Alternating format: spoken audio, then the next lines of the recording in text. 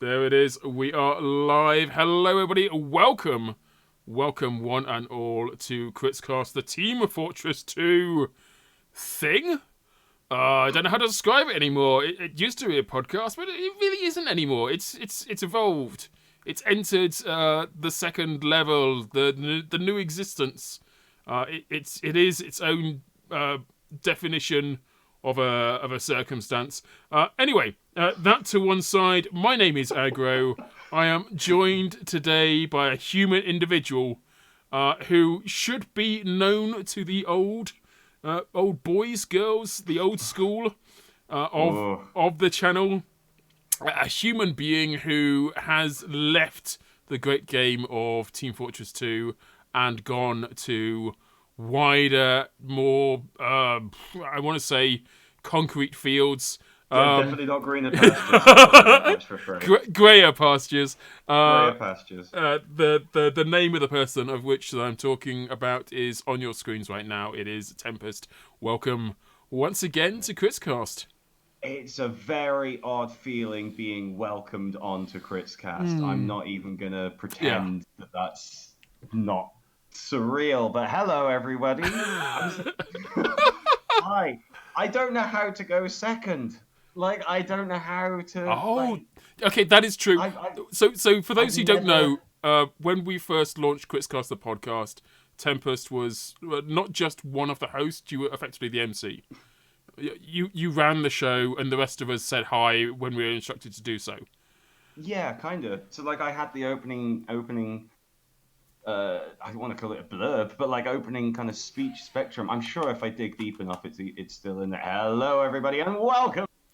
All things Team Fortress 2. I am one of your, technically not a host. I'm a guest this week, Tempest, and joining me is. Okay, see, now I feel better. Now I'm good. Okay. But now I feel like I'm a second tier. How does this work out? Not cool. That's not cool either. You had to one up me from the very get go. Been away and it's done now. It's done now. So I mean, if you want to take the entire show, is Oh, absolutely. No. It would be incredibly rude, unfair, and cruel for me to do so because, frankly, you have taken this and run with it in directions that we've just had a quick chat beforehand about all the things that you've been up to in the meantime, and doing things that I wouldn't have thought of in ways that I can't take this away from you. Yeah, okay. It is your baby. I'm glad you're not contesting this. Your baby. That's very nice. Speaking of stealing babies, we want to get into that in a bit more detail. But we've had a quick chat before we went live, and I'll admit there were squeaky noises in the background. Have you got a small child? Speaking of stealing a child, how do I put this? Did you steal a child? I may have stolen a child. Wow. So it's not my child, but that doesn't make it any better. I'm responsible for its well-being. That's less better somehow. Also, good day to Saver626 who's in chat. Savers, my man. That is that name for a long time. Yeah. Talking about the old boys. Right. That's going back. Not old, but you know. I mean, he's definitely got a bit of a history. Certainly with us. He's getting on a bit. Yeah, he must be. We're all getting on a bit now. So, are you the legal guardian of? Is that how it works or are you? No, not yet. I mean, I can go into details. Okay, no, there's no need to. Will, but no, I have no problem with it. But long and short of it is, my girlfriend has a young boy. His name is Gorsha, which translates roughly to George. Okay. And he's wonderful. He's an absolute lunatic, and I love him. All right. I think he's wonderful. It's a thing that was not. So I don't know if you remember me saying this a couple of times. It's a phrase that I used to say to certain people when they were having problems of some kind, which was, in 5 years' time, who's going to care? Because 5 years, your life changes so much. And what can seem like a massive, major problem at that moment in time, in 5 years, suddenly you look back at it and be like, wow, that was Well, not a thing at all. so long as And you're still alive to see it, that is. But, yeah, I mean, if wow, one of those things is I'm going to 5 years time, who's yeah, yeah, you get a cat, and those are the ones that you actually care about those. Yeah. But the whole point is it's to put perspective on problems and to see which are big problems and little problems. Sure. And just the difference between my life 5 years ago and now, it shows so kind of dramatically that particular statement. Okay, look, we need to have more beer inside us if we're going to be talking about the existential meanings of life. But we certainly need to have more TF2 in front of us. So that is true. Should we jump onto the creators.tf server? That does sound like a plan, a positive plan that I am on board with. A positive plan. Awesome. And let's go to the one listed as I was going to say Moscow 402. Moscow 402. PL Upward. Yeah, go on. Oh, I do love me some Payload. Everybody loves Payload. That's what it's there for. I adore Payload. Payload is the junk food of Team Fortress 2. It's not bad for you. It's comfort food.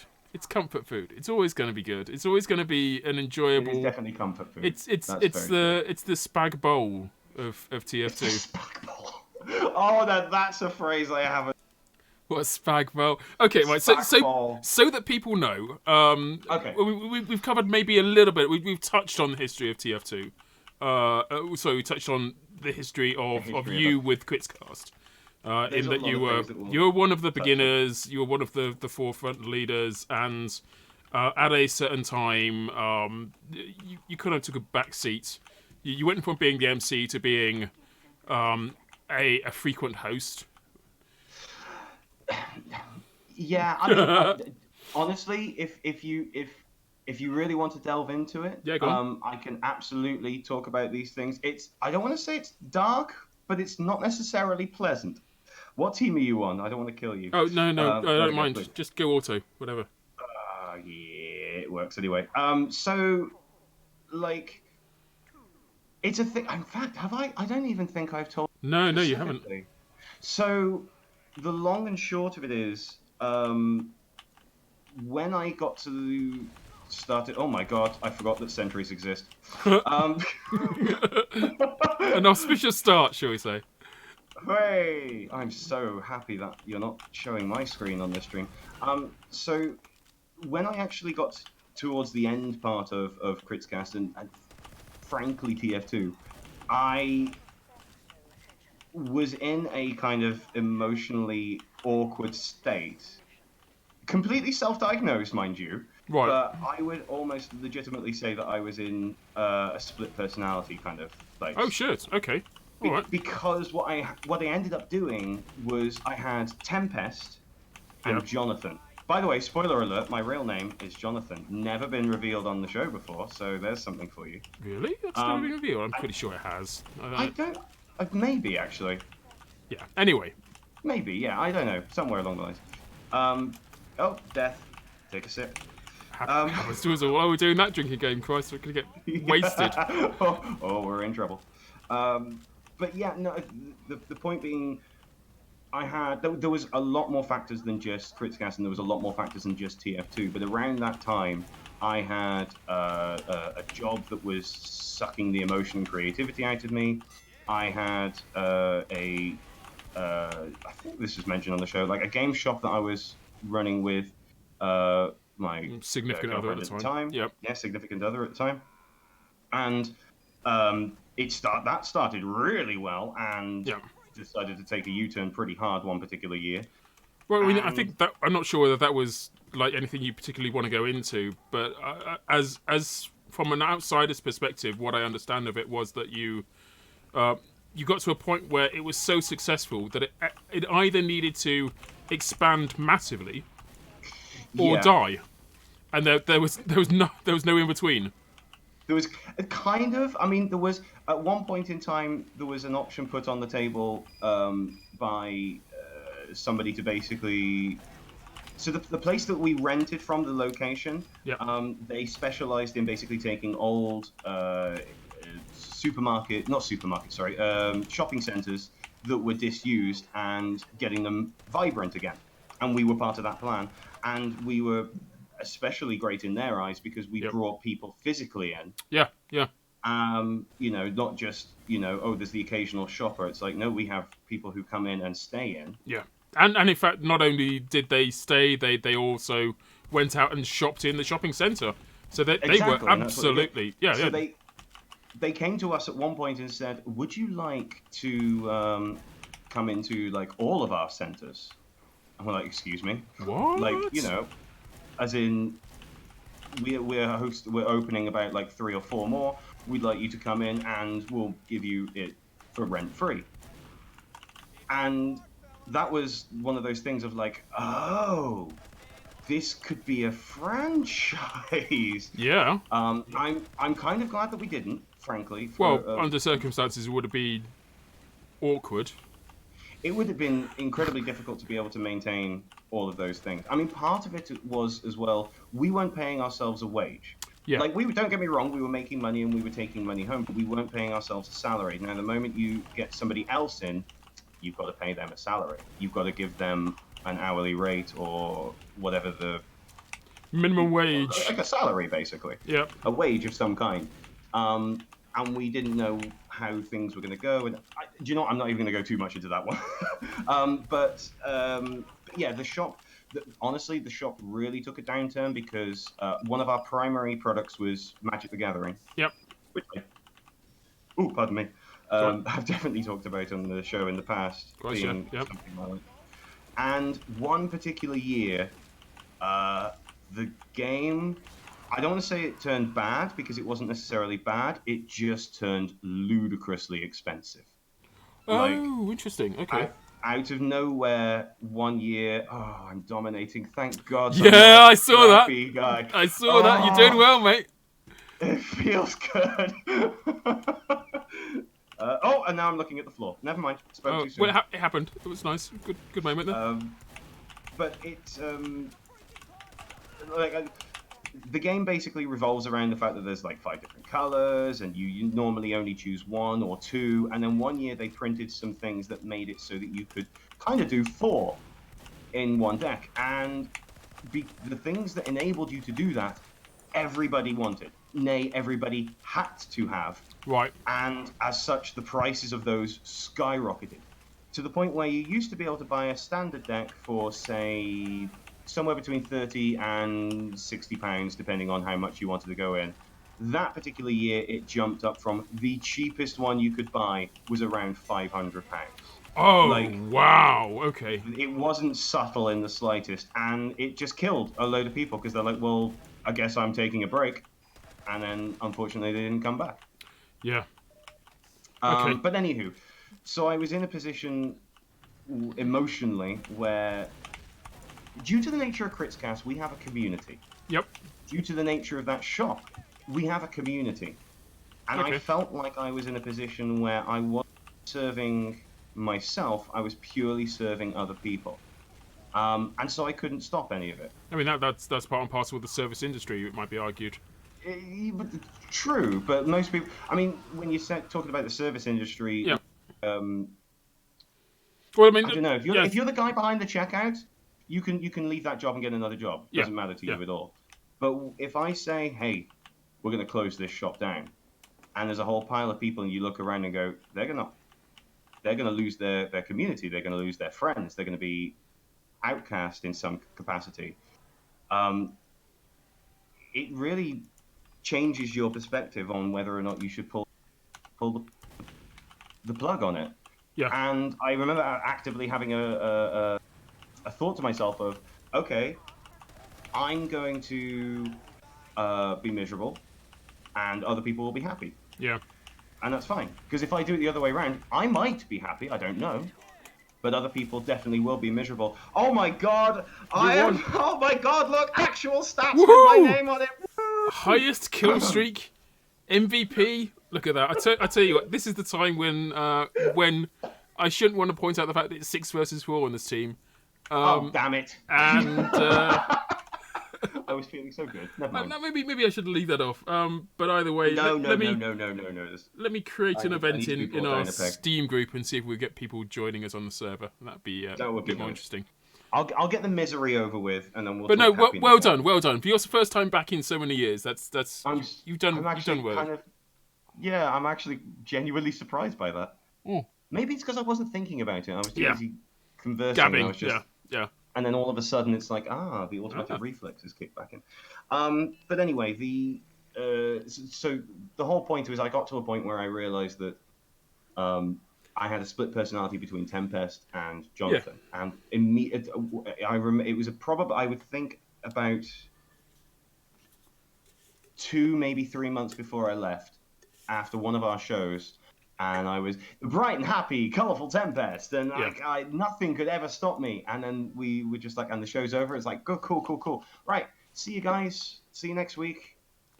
And I turned everything off. Like, I didn't even turn the computer off. And I just got hit with an absolute wave of misery. Yeah. Not depression, and I want to make that clarify that it definitely wasn't depression, but it was just like misery. And I'm like, oh no, this is a problem. And due to the nature of it, it was really hard to obviously talk to other people about it as well, which is why I feel bad that I haven't really, like I'm springing it on you now. I mean, there's no better place to do so. Certainly makes for good content. You're not the first person to experience it. I know that whenever we've had like other guests on that have had who have experienced a certain degree of success, and then have almost as a result or response to success, found themselves wanting to maintain that level of success, wanting to keep giving everything they've got. That it can get difficult to be always on, and knowing how to relax and knowing how to separate themselves from whatever it is that's making them miserable, but getting them the exposure that they crave or they need or that they deserve. That is it's a difficult problem that has been suffered by more people than just yourself.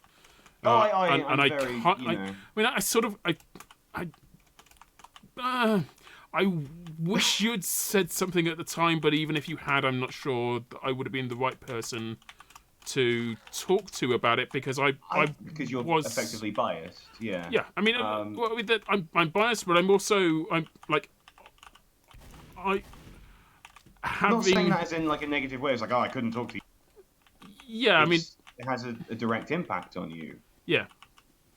Yeah. Wait. Silly scouts. Oh. You're not sorry. I didn't mean silly scouts. I mean, please forgive me. I don't play Scout anymore. I'm off classing. For the lols. It makes for a better stream. But for the stream. Catchphrase. Makes for a better stream. Make for the stream. Yeah. All for the stream. I mean, there is. It's almost like the what is it? The sad clown.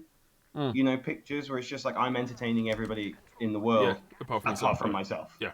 And it's that kind of like I was like I never really thought that Quizcast was like Quizcast as a single entity. I don't think was ever big enough or has ever been big enough to justify having as much emotional attachment as individuals get. I mean, I'm thinking the people like Uncle Dane or Lazy Purple or Soundsmith, who are big YouTubers whose name itself carries such weight and promise that they would feel an obligation towards being here and doing a thing all the time.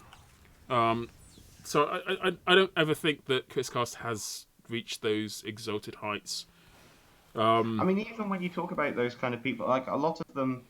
I mean, there's a huge list of people who started doing TF2 content and then migrated. Yeah, and sort of moves out. Again, at that point, is the question is, are they doing it for themselves or are they doing it for their specific fan base and community? Because if use Critzcast as an example. Critzcast, the fans adore. Oh god, somebody's giving me a high five. I can't remember how to high five. F. Is it F? Is it G? Is it left click? It's probably left click. It's not left click. That'll do. That's the one. I can't remember how to taunt. Oh God, you've lost it. It's all gone downhill now. It's All F, that isn't muscle it? memory. But I Yeah, don't have it's F or a G taunt or equipped. That's what it is. yeah. Yeah, I see. Anyway. Oh, I'm going to be the loser here You without don't taunt. have to have the 5 equipped. You just if they're holding out their If hands, they're you just press it. high-fiving, Yeah, you get to high-five you too. can reciprocate. Yeah. But yeah, like, using Critscast as an example, okay, seeing as this game has gone the way of all TF2 games, None that I've been in recently. This is unusual. this is the TF2. Aha! I have found it. No. Oh God, when did this turn into a friendlies game?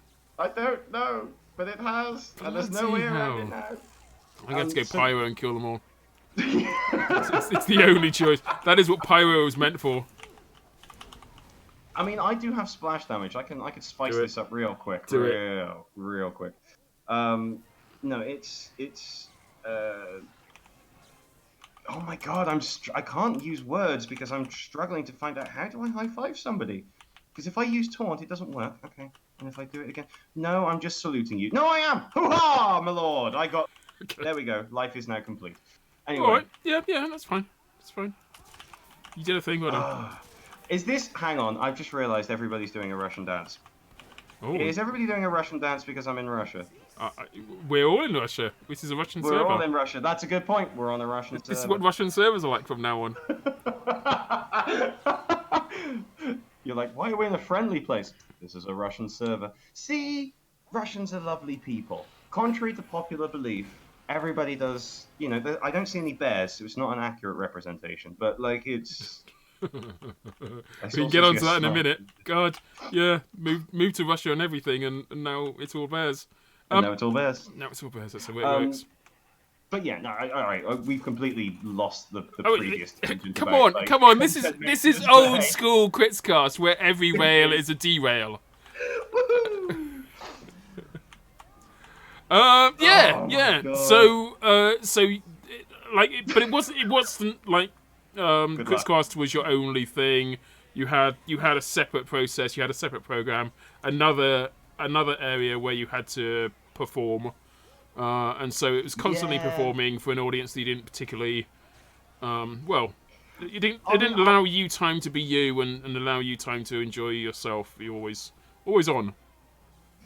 That's the part of it. Like it was, I had to be on when I was in the shop. I had to be on when I was on Critscast. Although to be fair, obviously as you knew, I started playing TF2 less and less because even if I went into a random server, especially back then, the odds are somebody would recognize me, and the odds are that I would have to suddenly become Tempest. Like I couldn't ever just play the game as Jonathan. I had to kind of really make a concerted effort. And this, so like I joked with a friend because this was around the time when I hit 30, and I joked with somebody that I'm like, do you know what? I'm heading right towards a midlife crisis. Like 30, which means I'm going to die at 60. Like damn, okay. But it kind of did because.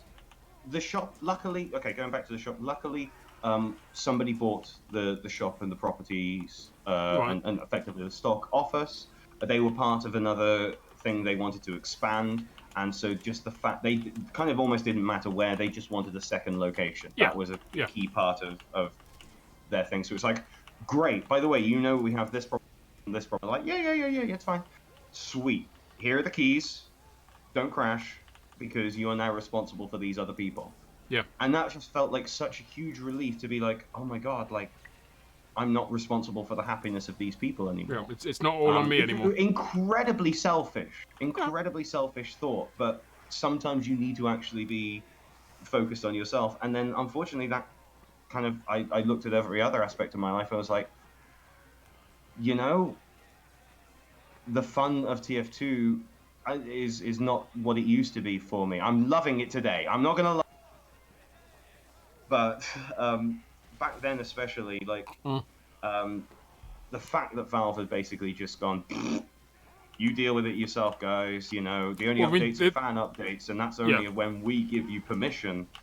Like that kind of stuff had really ground on me for a long time, and just realised you're standing behind me. Hello, buddy. How are you? There's not me a Oh, spot. you're not anymore. I'm looking at the stream. Wait a minute. This is not fun, happy times. Supposed to be. They're Okay. quietly killing us. Get them, Let's get back to boys. killing. But when I got to,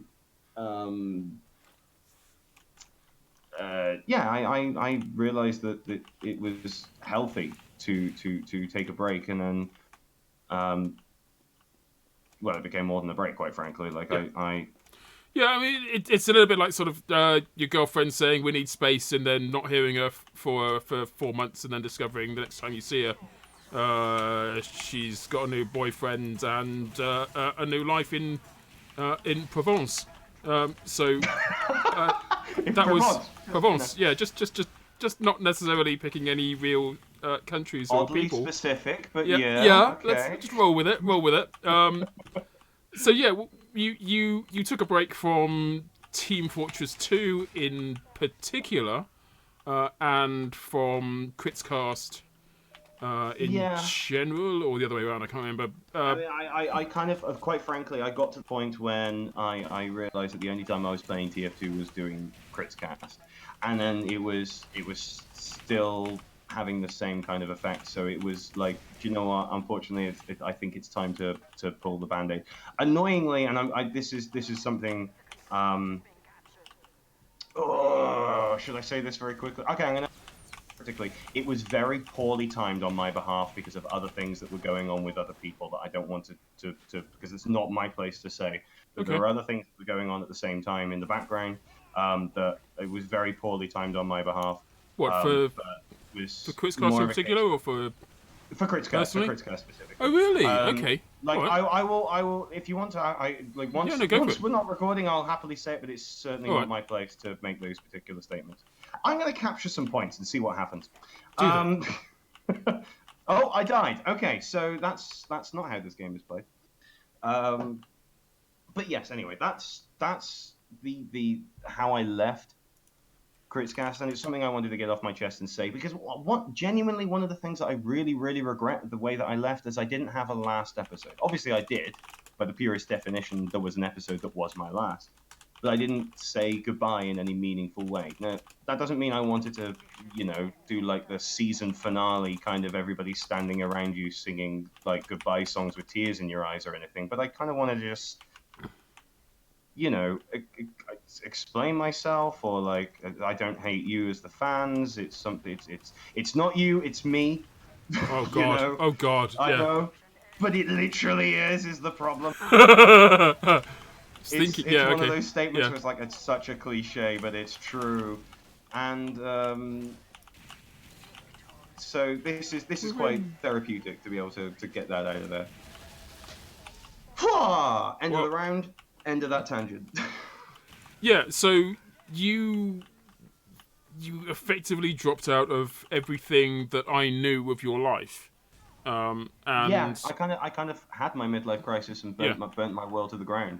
Like, kind of almost literally every aspect that you would associate as both Tempest and Jonathan. I'm like, right, I tell you what, it's time for a scorched earth policy and time for a hard reset. And I mean, I saw you since. I mean, it wasn't like you said, "So this I'm moving to Russia." It was you left. I saw you several times at Insomnia. Yeah. I mean, admittedly, Insomnia was like both almost 8 months later, and both times that I saw you were like a year apart from each other. So.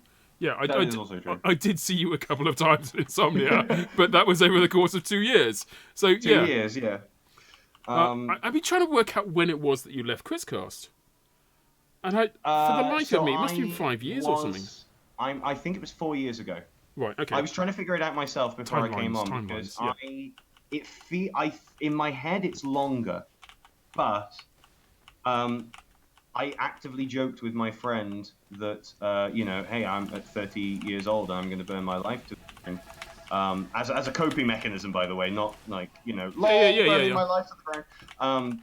And he took that as very poor advice, and when he hit something similar, which was not to his benefit. But it was So I was 30. I'm currently 34. This is my 35th year, but my birthday is in November. I'm not going to say the date unless you really want to get me a present. Anybody listening? Don't know. I Maybe like money. If you Don't want we to all? get me money, I Yeah. like money. Um, They're like tokens, but uh, exchangeable at more stores. yeah, pretty much. Mm. And so I think I think it's about 4 years ago. Yeah. Was when I left. But I'm still even with the end, I am still exceptionally proud of everything that we did with Chris Games. Like I cannot stress that one enough. Yeah. Like there are like weirdly enough, I suppose this kind of leads into what I'm doing now. But one of my students is obsessed with TF2 to the point where he will often, when leaving my class, say phrases by the spy. And in a way that I'm like, I know what you're saying, but nobody else knows what you're saying. I get what you're going on about, Yeah. and it's so.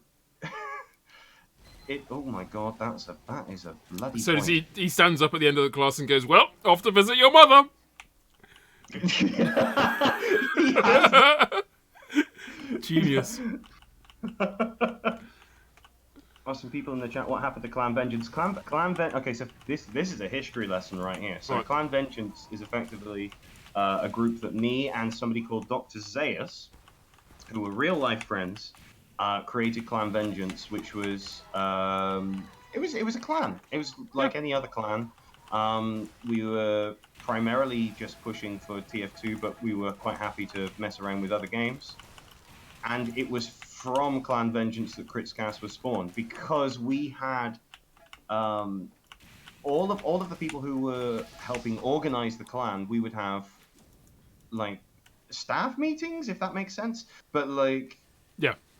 and we were just having so much fun with these meetings, and we The were sort like, of this would be weekly great if other kind of- people heard it. Yeah. Yeah. I mean, And- it was stupid. I mean, it as it is with any kind of a social group. If you need to have a smidgen of organisation to make sure that there's like dodgy people don't join, or some Yes, sort exactly. of policy that prevents it from being the end of the world. Yeah. Exactly. And- The kind of the weekly get together and talk about what was going on. The really not very stressful conversations ended up becoming we had essentially stupid stressful fun. subject. Like, Oh, should gotcha. we ban this person because they're being aggressive and abusive and all these kind of things Yep. that we don't want to encourage in our community? And they were incredibly fun and relaxing conversations, Yep. being able to talk about really difficult and stressful topics. And so it's like, well, hang on, this seems like something we should be sharing with Yep. other folks. And so that's where. Speaking of which, got biker. Hello. I have my no God. idea what just happened. I just got killed by our old editor. Well, Mike is here. all the old folks have really come out in the woodwork. I think Wow. everybody's had like a notification, like if Tempest plays, inform me. Please do thing. Yeah, if this, then that. If Tempest plays, then sound the alarms. They probably play all the time, and I'm just being incredibly arrogant. But yeah, so Clan Vengeance, Clan Vengeance still exists in our hearts. But as an actual entity, it is unfortunately dead. Frankly, I got to a point where I said, I looked at the forums, and nobody had posted in the forums for 2 years. And it's like, well, because I was hosting the forums and the website on my personal server, and I had no reason to have that personal server. I was basically going through everything and being like, do I need this? Do I need this? And just removing excess fat. And unfortunately, Clan Vengeance was on there. I'm like, I look at it and I'm like, nobody has, like, people access the website all the time. Yeah. They open the forums, look in it, see that nobody else is posting, and then left. And so I made a post stating, like, hey, guess what? You know, I'm going to be closing this. I gave the explanation. And There were a handful of like commemorative posts, but if it had been like this huge no, please don't do it outcry, then yeah, sure, Yeah. I would have probably kept it around. But it was very much like a yeah, we know, like we understand, everybody understands. Yeah. But again, just like Kritzcast, do not regret that in the slightest. Like there are friendships Can and I bonds that just have been interrupt made here through. and say thank you to Darius, who's playing with us on the server at the moment, who's just done a massive hat drop on me. So thank you very much, sir. Ooh, Yeah, I know this is rare, it's super rare. I never get this, so yeah, thank you very much for doing that. That's kind of awesome. Yeah, so Clan Vengeance was Clan Vengeance was the reason why I personally went from being excited about Team Fortress 2 as a game to being excited about Team Fortress 2 as a community. yes, yes, I agree. Uh, Uh, Having a place where I could go and talk about this game with people who are also excited about this game, and play more than a few times on a server that either we'd owned or we agreed to be in the same place at the same time for. That yeah. was just extraordinary. That really kind of defined an era for me, like the early era of TF2 for me. And I think it's the same for a lot of people. A lot of people felt that this was their home, or that was their home. A home is exactly the right word because it was a home for a lot of people. Like it was, and that extended over to Kritzcast as well. There are a lot of people who identify like almost in a personal manner Yeah, of Kritzcast is their home, their family. Okay. I know people are going to try and shoot me, but this is a very serious. I don't play TF2, and what do I want to do? So, God, Koth, Sawmill. Oh my God, your map CP choices. Steel. Can I even remember the Steel map is. I of don't even know CP if you Steel? like Steepy Steel Oh, might I be don't get a before your. choice. Oh, it is CP Steel. Oh boy. CP Steel, correct me if I'm wrong, Steel is the one with like 18 different paths to get, like, it's the Yeah. most complicated route mapping in the world. Like, I mean, I wouldn't say it's the most in the world, but it's certainly a lot well, more complicated than, the say, fact that it's called CP Steel is Control Point. Yeah. deceptive. Yeah, it's not just a standard control point map. It might as well be called CP Maze Steel. Oh, I'm dominating again. I haven't lost it. I haven't lost it, chaps. Oh, wait, I'm dead. I lost it. Yep. The shortest lived, haven't lost it ever. Yeah. Yeah. So there was a period where Clan Vengeance was both necessary and an important part of like the Kritzcast history. And even when Kritzcast lived beyond the scope of Clan Vengeance, there were certainly people who Yeah. hung around in that sort of enforced or uh, uh, I structured mean, friend group. look at this right now. I mean, right now, VGN Raven, VGN was tag Vengeance. Myself and you were clearly from here. Savis was from Clan Vengeance. Oh yeah, Misha was still from Vengeance. Like yeah, we all like it, it's right, the humble beginnings. yeah. Like it gets to. Is there just one CP? I literally don't recognize this map, and the whole. Oh no, this is a new map. So like CP, this is King of the Hill, This right? is King of the Hill, and it's a map Oh, specifically for creators.tf, or has been oh my adopted by God. creators.tf. This is not a standard map in the standard I thought I Valve. recognized this map, and I was trying to You get might have to played capture this. point. This map has been around for a long time. Certainly been on Okay. TF2 maps for a while. I don't know whether that's something you ever engaged with, but Oh like yeah, it was, yeah, yeah, yeah. Okay, all right. So yeah, it has a history, as do us all. Those all maps. Yeah. They all have a history, damn it. I mean, whether you're a mapper or a player or a clan or a podcast or whatever it is that you choose to, everyone's got history. Everyone's got relatives. It's all Everybody's relatives. got relatives. It's all relative, just like everyone else. Yeah. So But yeah, Clan Vengeance lived and died. We're up to that it far did, in the unfortunately. history. I don't know whether it's turned into history of I know. It has turned everything, into a the history. life universe I mean, and everything of TF2. And yeah, we can move in either direction. We can we move can. back or we can move forward. It is completely up to you. I mean, I will always say, like, again, like I said for Kritzcast, I'm still incredibly proud of starting Clan Vengeance because it started so much. Kritzcast being one of them, countless friendships, a certain percentage of relationships, how many of which are still ongoing, I do not know. Oh, but there was at Guard least is still some... going out with what's his name? I want to say Oblivion, Ordium, whatever. Oblivion sounds familiar? Kind of Maybe? Obion. Obion? Obion? Albion. That's it. Albion. Albion. Oblivion to Albion. Okay, there we go. Oblivion. Well, I mean, Oblivion is... Yeah, actually, fair enough. Oh boy, I'm sure he'll appreciate that. There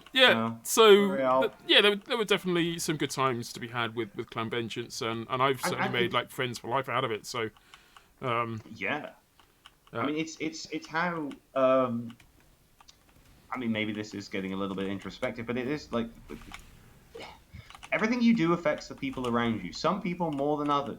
And that's not my way of saying, like, I have a greater impact on a greater number of people. No. As in, like, I specifically had a time in my life where I was actively going out of my way to build communities. Specifically, like, Clan Vengeance was one of them. Kritzcast then extended onto that. The whole point I was talking about the shop earlier on is exactly that thing. It was a community-building endeavor. And it's something that's fantastic. And if you ever have the opportunity to do it, go for it. Like, I cannot recommend it enough. However, as the aforementioned potential split personality syndrome kicks in, like, just be aware that you are still a human being and you are not serving everybody else. Like, you have to. And it can feel selfish and cruel to think that way, but if you don't, then the alternative is it's not worth it. Like, it's which is hard to say, because it's like the trolley problem. If you've ever studied philosophy or have any knowledge of the trolley problem, you'll know what I mean. But it's like you have a trolley that like is The out Bad of Place. control. Or Good Place, even. Watch The Good Place. Yeah, actually, Yeah. that's a great example. Yeah. Oh god, that show was good. It was. Anyway. Binged the whole thing in one weekend. Well, it's COVID, so yeah. But the trolley problems, like, But the difference with this scenario is, I either run over 5 people or I run over myself. Like, that changes the dynamics quite a lot. But it's still, like, sometimes you need to run over 5 people. Oh, God, I actually said I have to run over 5 people. All right. Remember, this call is being monitored since you're in Moscow, so... I suppose that's a good think segue. you've now passed the test for joining the KGB. Well, I'll have you know, young man. I could say young man. Or the GRU. I was going to say that's more appropriate. So... Yeah. My girlfriend's father used to actually be part of the KGB, so I cannot make certain KGB jokes because I'll get in trouble. I mean, I think all of Russia shouldn't make any KGB jokes because they will be in trouble. No. It's a different perspective now, like on looking back on it all. But like, it's so yeah. Actually, I suppose that's the kind of the next sticking is. Oh, by the way, for who haven't been keeping track of Tempest life. I live in Russia now, and it's wonderful. I got killed by Savus. Your name does not reflect your actions. Yeah, so you had this midlife crisis at 30. You detached yourself. That does not bode well for my life expectancy. Well, no, you had a period of upheaval and change. Yes. During or following which you had removed yourself from a lot of the locations and the friend groups and the things that you're into that had previously had a more dominant role. I just got to reflect on Micah. This is so awesome. My week has been made. Well, thank you for telling me that, because now I've just realised that this running in the opposite direction is not the real aggro. Ah, okay, fair enough. Yeah, so you had this massive upheaval change in your life, and I think you did the thing that everyone says they're going to do, which is you decided to look after yourself.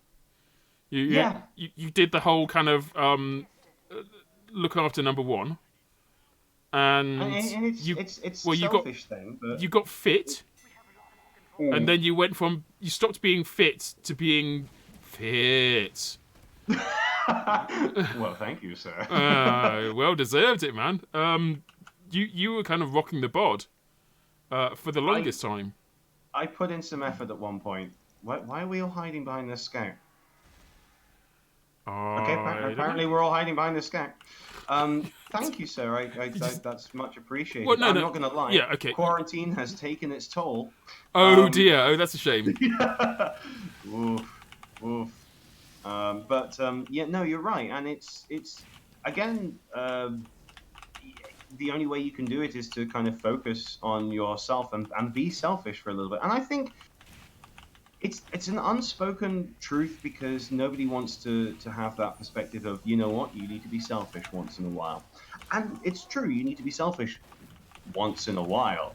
If you're selfish consistently, constantly, all the time, with no exceptions, you're a dick. What are you trying to say here, Tempest? No, no. I know, but I do not consider you to be selfish Okay, and just all right, fine. number one all the It's time. fine. And anyway, but that is the thing. Like, if you are just always thinking about number one and nobody else ever, guess what? You're not getting into the good place. But if you do it once in a while Morty and there.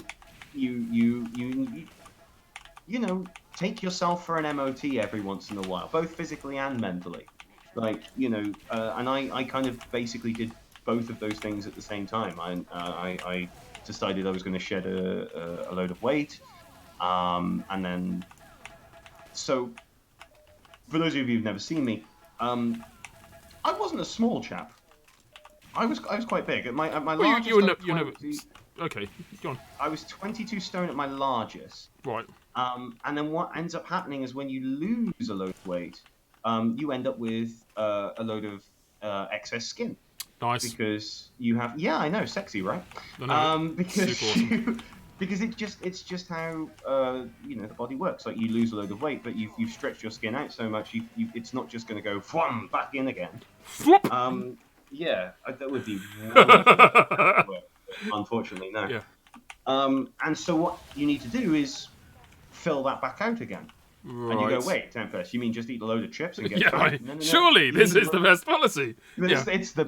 I mean, it's a fun way, it's a quick way, and it's an easy way, but no, I needed to basically replace what was fat with muscle. Mm-hmm. And so, like, one of the things I found, especially if I have the upper body, like if you drew a picture of like the ideal man shape, like, you look at any man that ever takes his top off in a movie, which, by the way, number one, you're never going to look like that consistently. They don't look like that consistently. Like, they have to basically dehydrate themselves and like do a whole bunch of weird stuff, like 2 days before the day where they take their top off for the film. Nobody looks like that consistently. And once you kind of get that round in you, Yeah. either way, if you draw them in like primitive shapes, you look like a triangle. Like, upper body is really huge, the waist is really thin. We're talking. Like, that's the ideal. We're talking heavy meat soldier. Yeah, kind of. I mean, if you look at, I mean, if you look at any of the SFM stuff that I've seen, you would definitely not be pausing. You would be agreeing. I mean, yeah, if you actually look at the heavy's kind of layout, like, he is super wide shoulders. His arms are built like a ship brick house, and then his legs and his waist are, I mean, they're still big because he's the heavy, but they are proportionally smaller than the rest of him. Right. And so that was kind of the logic I was trying to go for. But then I still have just excess weight around, I have excess skin around my stomach, and so, like, you just have to kind of pull it up harder. So it required a lot of effort, and I'm still technically working on it. Like I said, quarantine's a bitch. But it's yeah, but it's better. It's definitely better. So you physically, over the course of, I think, maybe 2 years, did yourself a massive favor. Got in seriously good shape. Your emotional support system, as in the people that you were in a loving relationship with, or the person that shifted. Oh yes. I mean, I don't want to get into too much detail about that because, like, it's too personal, and I will say one aspect of it, though, the aforementioned a significant other that I opened the shop with. right. I I do not want to speak ill of her in any way, shape, or form. She's Yep. a human being that I would never recommend going into business with your spouse, because Okay. what is a small problem at work suddenly now becomes also a relationship problem, because you're doubting the other person. Yeah. If you, do you know what I mean? Like you can have like a problem with somebody at work and say, do you know what, you shouldn't have done this. And they may even be a little bit like, well, Ah, screw you. grumble behind your back. Yeah. But then what happens is they go home, they get love and support from their significant other or family, and then they come back the next day refreshed. When you go home with that person, that's not how it works. Because then they don't get the love and support from you, because you're the asshole that told them that they did something wrong, even if it's a tiny little thing. Like it grows and grows and grows. So yeah, unfortunately, that particular relationship, fell apart. Yeah. And this, I guess, leads to why I'm in Russia, because the reason I'm in Russia is the Because that's, I reason mean, that is anybody not an listening. ordinary jump from England to Russia. No, it's That's really not. that is. Do you know what? I'm done with Critscast. Off to Russia with Yeah. me. Yeah. I mean, Here I go. I will be honest. I never thought that this was where I was going to end up. And who says that this is where I'm going to end up? I never Yeah. thought where I would be now. I don't think, and I think I've enjoyed this adventure so much, I never want to consider myself to ending up anywhere until I do, if that makes sense. But after all of this, after all of the emotional issues and Wow. kind of remodeling, Yep. I decided to do something that, and it was only until I realized, it was only until I started to do it, Yep. that I realized that I hadn't done it. I went on holiday. Oh, okay. I didn't realize until I went on. Wait. Did you go on holiday by yourself, or was there a No, I clutch of went friends? I went on holiday with my mummy. Oh. Because she loves me. No, Okay. I mean, seriously. I mean, my mum adores me, and she's fantastic. She's the oldest teenager I know. Yeah. Is the best way I put it. Like, she's in her 70s at this point, and she's still. I mean, not now because of the quarantine, but she goes out on the town on Saturday nights, Right. and she's in her 70s. She's amazing. She's such a kind of child. Well, not a child. She's a teenager at heart. Right. And she was just like, do you know what? I haven't been on holiday with you for ages. You haven't been on holiday. Let's go on holiday. Yeah. I'm like, I mean, I love you. Like, you're my mum, but like, Yeah. you want me to go on holiday? All right. I've been there, I've done that, and that is not a position that I would ever love to be in ever again. That was not fun for me.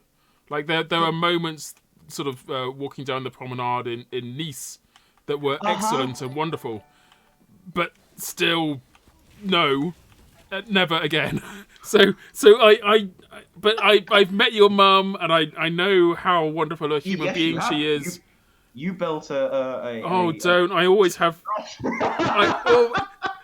So the story on that one is that I was visiting you, and your mum came home, and she's really pleased that she bought like a next, like a chest of drawers. And I don't call it a chest of drawers. I don't know what it. I don't know what it was, but it was not even a dressing table. There you go. Yeah. And I was so stoked because I love building those things, and then I screwed up the build and inadvertently poked a large hole in the front of it. And she was just lovely about it, and I'm like, oh, let me help you pack it back up, and we can send it back and get a new one. She's like, no, this is my set of drawers now. Yeah. She still has it. Oh, you're kidding. She still has it. It's in a different place, but she still it's has hidden. it. Hidden. I hope. Yeah. I mean, there is a table in front of that one corner, but it still has it. Yeah. Oh boy. But yeah, so I went on holiday with my mum, and I realised that I hadn't been on holiday for like 6 years. Okay. And I suspect, frankly, that you haven't been on holiday for approximately 6 years. Well, I mean, I haven't been out of the country on holiday in anything that wasn't related to Team Fortress 2 in about 2 decades. Yeah. I mean, I also, because like, but this is a choice that I've made, so. Fair enough then. But it was one of these things that, like, I didn't realize how much I needed until it was in my face. Like, until I actively. Yeah, until it'd been shown to you that it was a problem. Yeah. And it was it was actually the most important holiday I've ever been on. One, it Right. rejuvenated my perspective on life, but the more important part is that this is how I met uh, and I could say this genuinely, the love of my life. Wow. Okay. Um, um, this is an astonishing woman called Maya, Mhm. who is surprisingly Russian. Hence, I am currently living in Russia. But Oh. Okay. All right. yeah, like any good story, it starts with a girl. It starts with an amazing woman. I mean, it's Well, not so every good here's one story. of the so I okay. First of all, I went to Cyprus. The holiday I went to was in Cyprus. Now, Right. next time you go on holiday anywhere, especially if it's not an English-speaking country, Yep. take a look at all the signs and don't stop when you get to your language because it becomes super interesting. So I went to Cyprus. Cyprus used to be a Greek island. So obviously all the signs primarily are first in Greek Right. because hey, it's a native language, of course, sure. And then immediately underneath is English. Sure, English is the international language. It's also, Okay. Cyprus is a holiday destination for British tourists. Yeah, that Yeah. makes Yeah. total Okay. sense. With you there. And then you look underneath that, and it's Russian, and you go, really? What? Why would it Yeah. be Russian of all places? Because there are, if you think about the geography of Russia. Now, obviously, everybody when they think of Russia, Russia is huge. It's the largest country in the world. It has a huge land span. Yeah. Like there are European Russians and there are Asian Russians. There are Russians that basically are Scandinavian, and there are Russians that are basically Japanese. There are Russians that, Huh. and I'm using that in not in a racist term, as in just like genetically, that's where their origins are from. Like, and it's Okay. but the highest density is on the western side on which are considered to be Europeans. So St. Petersburg and Moscow are both very, very west. And so where do they go on holiday? They go to Turkey, Yeah. they go to Cyprus, and they go to the Mediterranean, just like the majority of British tourists as well. Right. Okay. And but the more easterly places like Turkey and oh my god, I just remembered this map from this perspective. Oh, I feel ill. Welcome to Um, Steel. yeah, right. So, like, decisions do I try and take the back route? Do I just go full foot? Sneaky, sneaky. I mean, now I've said that, I'm not sneaky, sneaky, but still. It's a so like it's Cyprus and Turkey and any of the kind of eastern Mediterranean islands are super popular with Russian tourists. And so when I was there, went to a bar without my mum. I said, Right. you know what, mum, I love you, but I need to have some time for myself and just, I'm going through all of this. You understand. She understood. I decided I was going to go and, you know, have some time to myself. And while I was there, I this astonishing creature known as Maya, who has completely changed my world. Frankly, she's shown me the difference in like how to. Oh man, I'm gonna get super cheesy and stuff, Oh, but oh no, I like mean, if you're gonna cry, wait until we're on stream. No, yeah, that's like it's she showed me the like, well she no she didn't show me like I was in a proper emotional state at the same time as well, but like I'm I'm gonna win. Oh no, I'm not. I know I wrote. oh Damn hello. you, red team. Oh, that was Um, you. Okay, it all was right. you. Damn it, it was you. Hi I feel there. like that Spider-Man meme. It was you. All along. Yes. But yeah, like I fell in love in a different way. Like somebody once told me that your third love is your correct love. Your first love is not really love, but you don't know it yet because you're young and Yeah, foolish young men fall and in love with whoever accepts them. yeah, like Um, it's close enough, it'll and do. you think it's real, and that's sad and horrible, but I kind of think it's true. Your second love, Well, you're so horrible. So is anyway, real love. Your second love is real love, but it is bad for you, and you can't identify that it's bad for you because you know that this is real love. I've had this fake love. I've now got real love. and this is crazy, crazy person, but they're Okay. that's number 2. Number 3, now you know what real love is. So Mike is in chat going, gay. All right, guy. Not sure if it's anything to do All right. with To the do with us or conversation, just, but like- yeah, maybe. Yeah, fair Maybe. enough. And then, so number 3, the logic is, you know what real love is, Yeah. and you know what to avoid, and so you find that real, and that's who I found. And so I genuinely believe that this is the love of my life. But then at the end of this holiday, I had to go home to England, and she was going home to Russia. So the holiday romance is going to be over at some time Exactly. very shortly. And we knew that. Yeah. And we knew that going in. We even made like an agreement. It's like, I won't go into the details, but Yep. we had a holiday romance or a resort romance or summer love or however many different varieties of ways to say it. And when we came to the end, we were like, well, no, like this is going to be hard, but it's all the best things in life are hard, and all the best things in life are worth putting the effort in. So let's give this a try. So there are some people who say they've had long distance relationships. I've had a long distance relationship, 2 different countries. There's a long distance relationship when you're in the same country, and it's being in 2 different countries that, at one point in time we're on 2 separate sides of a war, albeit a Cold War. Yeah. I mean, it's different now. I mean, Russia is still a somewhat terrifying country. But see, this is the weird thing. I absolutely agree with you until I came here. I stayed here more than. So here's the thing. You've been to Russia, right? So I would actually genuinely love to hear your perspective on it. What was it like when you came here? Okay, and you can say negative things.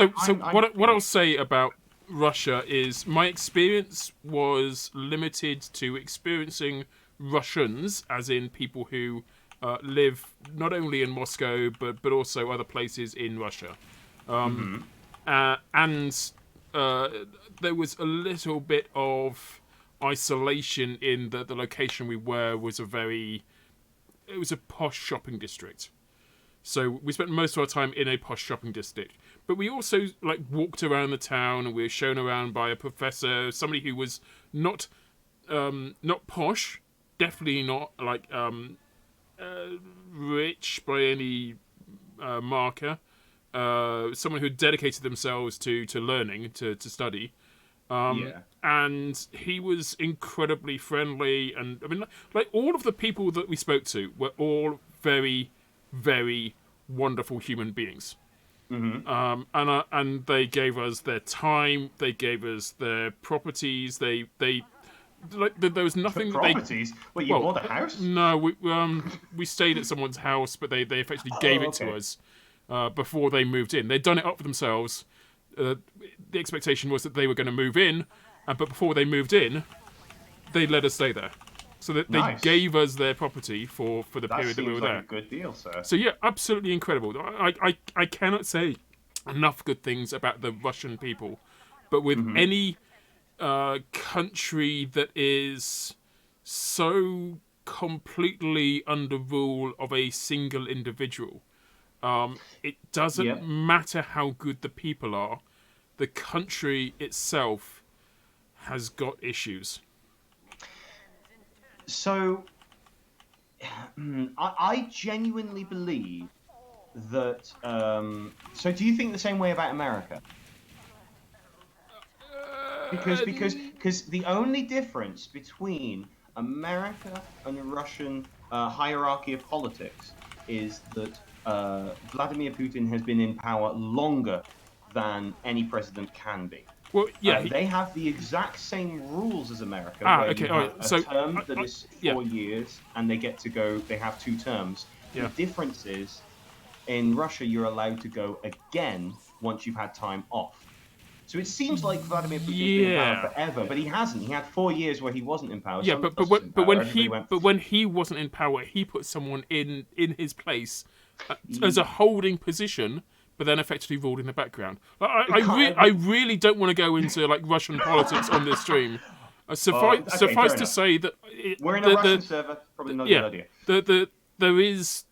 There is a difference between Russian politics and US politics. There's a difference between Russia and anywhere else in the world.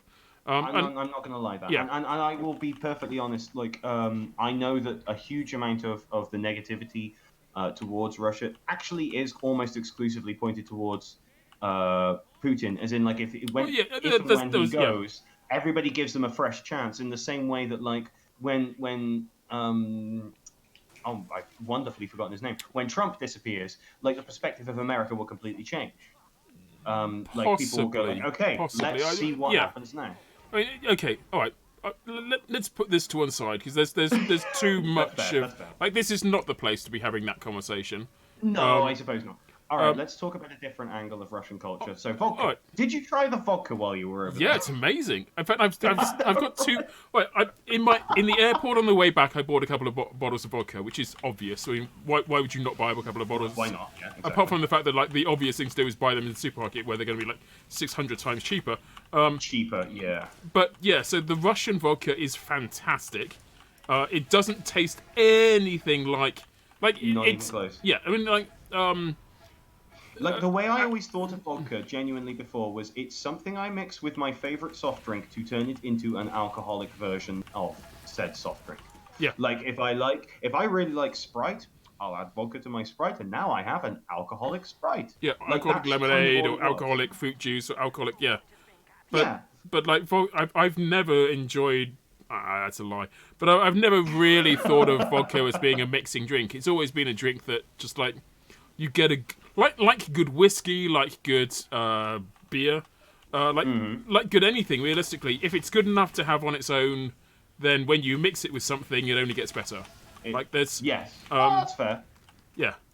The trick is to start off with a product that is good, and in Russia, the cheap vodka in Russia is good, and you can spend more and get a better vodka, but there's almost no need to. Which is why it's so incredibly popular. Like, the lowest, like, the floor is not that far away from the ceiling, so it's just like, okay, well, I'll buy the cheap. Well, no, I've just had a few vodkas anyway. Hey! Well, yay! Floor becomes very close to the ceiling at that point. Well done. I want to point out, by the way, like, as I was doing a little diatribe a minute ago, I have literally pointing in front of me, and by that I mean the player boobies, not as in Maya had just come in here and flashed. Oh, is Boobies here? Boobies is in here. It's like we're getting the band Wait. man. Boobies, I'm looking for him on the stream. I've seen VGN Ravenheart. I don't know who VGN Ravenheart is. He's literally Boobies, just below my name on the blue. Who was I talking about Boobies? Well, there was somebody else. Well, no. There was someone I was having a conversation with. It was Dusty Old Roses. No, it was last week. Last week's stream, we had Dusty Old Roses on, who is a voice actor, who was responsible for, like, putting voices to all of the female characters for Team Fortress 2, but has subsequently gone on to do many remarkable things in her career, including, I think she's a voice actor for Ems, one of the characters from Brawl. What's the game? I even watched that episode and I can't remember. Yeah. It's really, like one of the mobile games that's super popular. Not Clash of something, is it? But I know what you mean. Yeah, that kind of esque thing, like Clash of Brawls. No, that sounds wrong. No. Brawl Stars. Brawl Stars. That's it. Yeah. So she was on, and we were talking about boobies, and, like, she remembers boobies, and she remembers that Boobies' famous saying of "everybody loves boobies."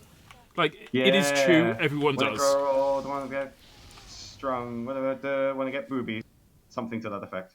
Yeah. Anyway, I think it was from a Britney Spears song. Really? I did not know that. I think so. I think that was the justification. Oh, we need to get... Oh, damn it. This wasn't supposed to be like an introspective show of, hey, let's talk to Tempest about his time at TF2 or whatever. It was like the temptation... You're more interested in going forward. I'm not interested in, like, what life is like without Team Fortress 2, and not necessarily do you miss it, but like what structures your day to day? What is my world like now? Yeah. Okay, yeah. so very quickly before I move on, I am going to go back. I do like this, and I am going to talk about what my world is now, but I want to continue talking about vodka. Why not, eh? Why not? Well, because I have... the way I don't know if anybody did this to you when you were over here, but I understand vodka now. Okay. So if you think about Russia and you think about during the Soviet times, for example, nobody was particularly affluent, everybody was at a certain level, whatever. So things like pickling your foods, salting your foods, and smoking your foods were all incredibly common. So if you name a vegetable, it gets pickled here. You name a meat, it gets salted and smoked here. Okay. And if you have a shot of vodka and you follow it up with something that's pickled, it completely changes the flavor of that pickled item into something just magical in comparison. Okay, wait, I will tell you. The same as with salted foods, and the same as with heavily smoked food. Like cheese in England is obviously very cheddar. Like I say that like a negative thing. Cheese is very anytime I go to England, cheddar. I bring a suitcase full of cheese back with me. Okay, right. But like the cheese they have over here is very salty and very smoked. And when you eat that after having a shot of vodka, it just becomes a completely different flavor. Right. All right. A friend of mine has got married recently to a Russian girl. Yes, he has. And at the... Oh, yeah, of course, a friend of yours as well. Yeah. So at the wedding reception... Oh, God, you went to a Russian wedding. Well, no, so it was a Russian wedding in Copenhagen, so perhaps not entirely. Oh, okay. But at the wedding reception, Granny's pickles were brought out. And, like, I don't know if Granny... I think Granny was there. Might not have been. But she... Babushka. Her babushka. Babushka was there. She... The pickles were presented along with caviar, along with... God knows, caviar, the Russian caviar, my God. Like, it There's wasn't so even much like of it. expensive caviar, it was just Russian No, caviar, it's just cheap. good stuff. Incredibly They cheap. buy it by the bucket. I'm not even exaggerating when I say that. Like, when you buy caviar, it comes in a bucket with a handle. Like, With a handle. It's with a handle. It's not even Shit. like Like a fire bucket. I want to find one in TF2. Is there a bucket anywhere we can point at?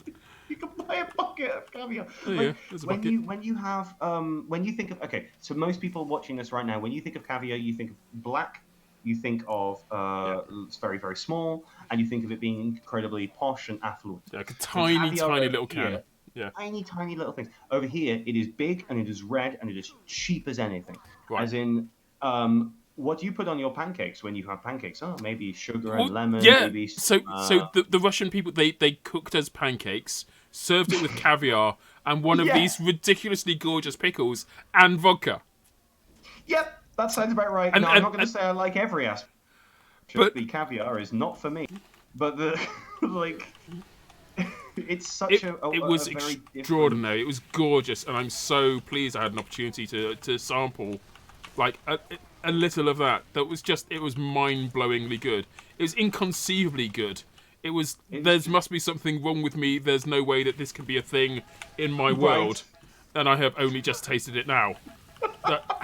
How dare you exist to me now at a stage when I only have enough years left in my life to experience it maybe a million more times. So, like, It's this perspective of, like, for us, caviar is this extremely posh and affluent thing. And for them, it's like, oh, I haven't got much money. I guess I'm buying a bucket of caviar instead of something else. Like, we have to budget this week. Only one tub of caviar. You know, like, it's very different. Their caviar is our noodles. It's like, it's like pot noodles caviar. Oh, God, pot caviar. Oh, pot caviar. The thing is, I'm not... It is like you said, like having caviar and pancakes, and you just like so many people listening to this right now are like you heretic, like because everybody's got their favorite thing to have on a pancake, and it's usually sweet. Like for us, at least for Westerners, jam we think of pancakes as very sweet things, either sugar and lemon, or Nutella, sort of crepes, or something like that. Yeah. there's certainly that aspect of it available. It's a salty thing for them. In fact, salted things plus vodka is incredible. Like, okay, so I mentioned before, like, have vodka with pickled things and salted and smoked meats. If you can't do any of that, next time you have any kind of vodka, and granted, it would be best if you can have some real Russian vodka. If you can't, just try this. Just get a handful of peanuts. Just like, as in like salted peanuts that you would get in like you go to a pub. Well, not at the moment. You go to a pub and you get like a bag of salted peanuts. Just have a shot of vodka with them. Or like try the peanuts before, have a shot of vodka and try them again, and just see the contrast in the flavour. Because it is there. And it's real, and it makes a massive difference. Yep, okay. It makes a massive difference, and it just changed my perspective of it. Like I said, I understand vodka. Like, it's the only way to put it. But yes, so you mentioned, I wanted to go... There we go, we've had a diatribe about it. Yeah, I was going to say, having now focusing on trying to win TF2 is really hard work. This is... Oh, we got a point. We got a point, everybody. Oh, no. Oh. I was about to say we're doing rather well, and then I jinxed it. Yeah, Caster's Curse. That's what happens. You stay away from my precious B point. Alright, we're going to attack it. We're going to do a thing now. My precious B point. Yeah, as Micah says in chat, it's making me hungry. My God, I'm hungry now. I didn't think I was, but yeah. I've got a couple of Angus beef burgers that I've been saving for just such an occasion, so I think that's going to be broken out of the fridge before midnight happens for me. That does sound pleasant. Well, I say this is one of the biggest downsides of Russia because of the basically the European Union has sanctions on Russia, which I'm here, so it kind of pisses me off, but like it actually, from a political standpoint, I'm not going to go too hard on the politics. It kind of makes no sense because you punish the people, not the ruler. Which the ruler can always get whatever they want. It's the individuals that suffer as a result. I mean, the theory is that if you make your people suffer, unhappy hard enough, they'll revolt. Yeah. Which, let's be honest, Russia has a history of revolting. They have a history of both revolting and of putting it down. So, yeah, that is also true. But it's get dead. I did as you said that, so that was unfortunate. I thought for a moment. Oh, no, you did. Yeah. I'm sorry, good sir. Burgers, get that meat inside me. Yeah. What was I rambling about? Revolting? No, that can't be it. Revolting. Beef burgers. Beef burgers. Yeah. So there are certain things which are sanctioned here, and the main one that bugs me is cheese. So anytime I go to England, because I've obviously come back every now and again, I literally fill like about half of my suitcase full of cheddar. Like, I don't know how they haven't caught me because it is actually against the rules, and I could get in big trouble if I did it. But like and frankly, the suitcase stinks. But like of cheese, you know. But it's an absolutely necessary thing. And like the amount of people that, oi, that was a bad corner to walk. And the amount of people. Oh God, it's a great conversation. The amount of people. And the amount of people that anytime I go to England, hey, can you pick me up some cheese? I'm like, yep. What? So I come back and like I have half a suitcase full of cheese. Half of that is for other people. I did not know. I wish I'd consulted with you. When I went over, I was told that I should bring. I think it's like chocolates and it's not champagne. Chocolates and whiskey. Chocolates and whiskey are the two things I should bring over. So when Russia, a part of the. Okay, I guess I have to kind of go back a little bit. So I fell in love with a lady, and it boiled down to who goes where in the long run. Do I go to Russia or does she come to it? Now, her day job is an English teacher. Right. She is an English teacher in a school. Okay. So if she comes to England, her school, which by the way is how we're able to communicate and stuff. That's really good. Right.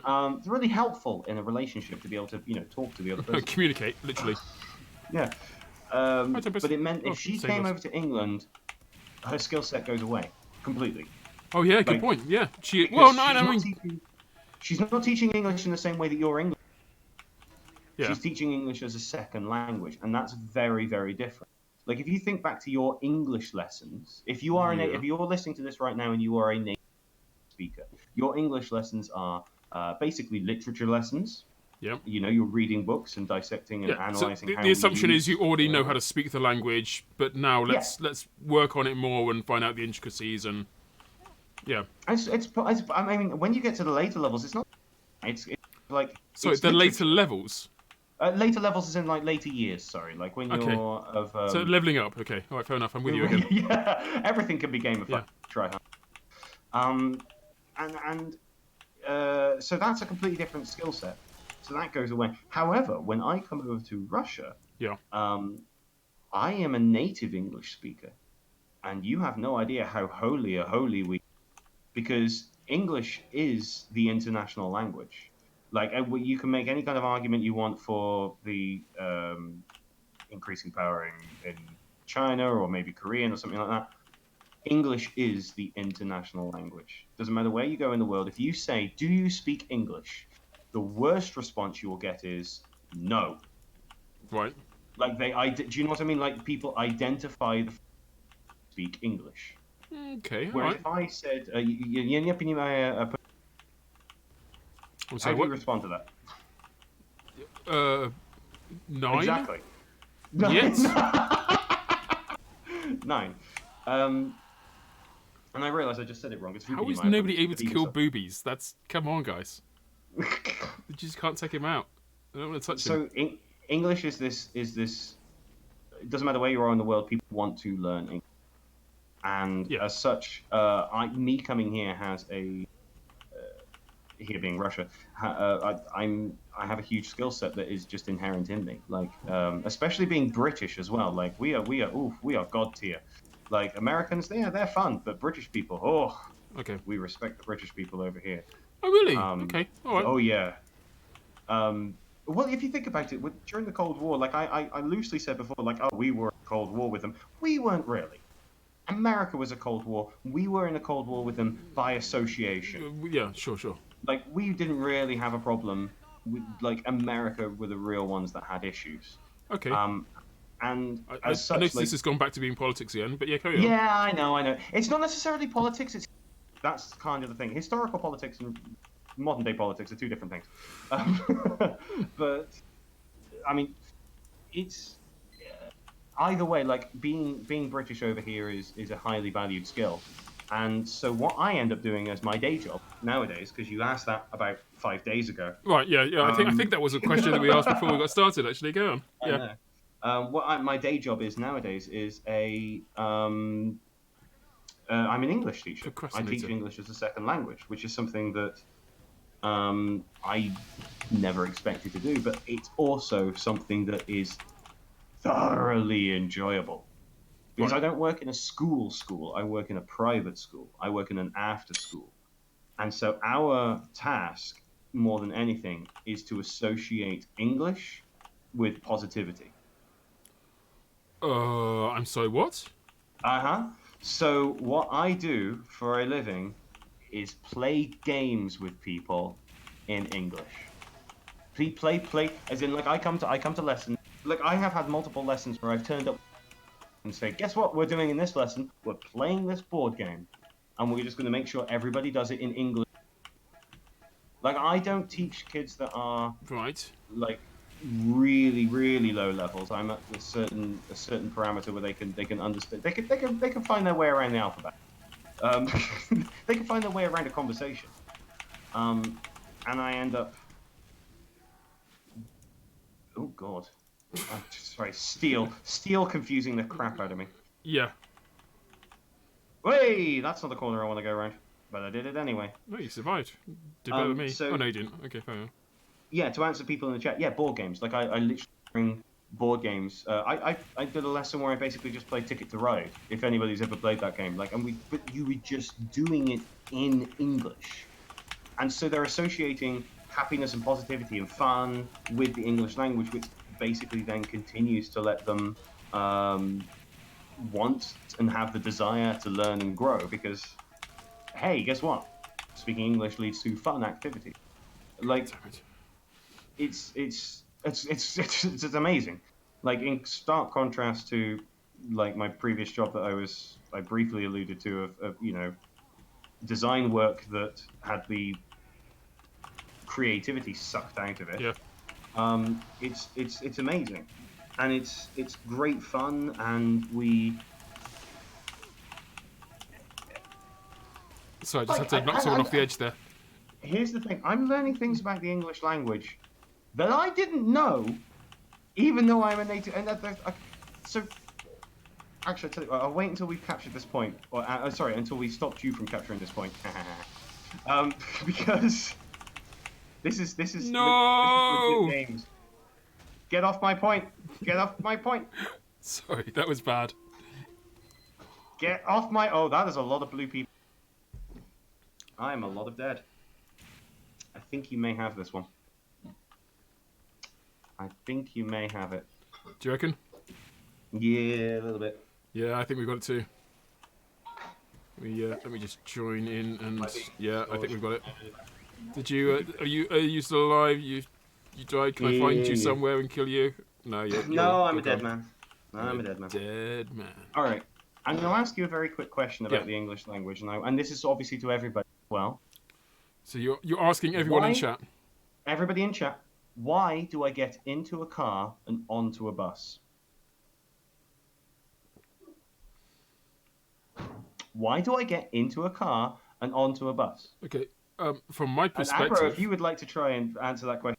Yeah, all right. So from my perspective, there's no way of standing upright in a car. Ooh, that's good. Well, like legitimately, well done. That is absolutely Really? correct. Yeah, that's the actual reason. Because think about it, you also get onto a plane. That doesn't mean you sit on the outside of the plane, unless you're like a wing dancer or whatever. Yeah. But like you get onto a plane, you get onto a train, you get onto a bus. You can all stand up on those. You get into a car, you get into a taxi. Yeah. You know, all of those things you have to sit down in. Yeah. But you get on a bike. Oh, but that's because you are physically on top of it.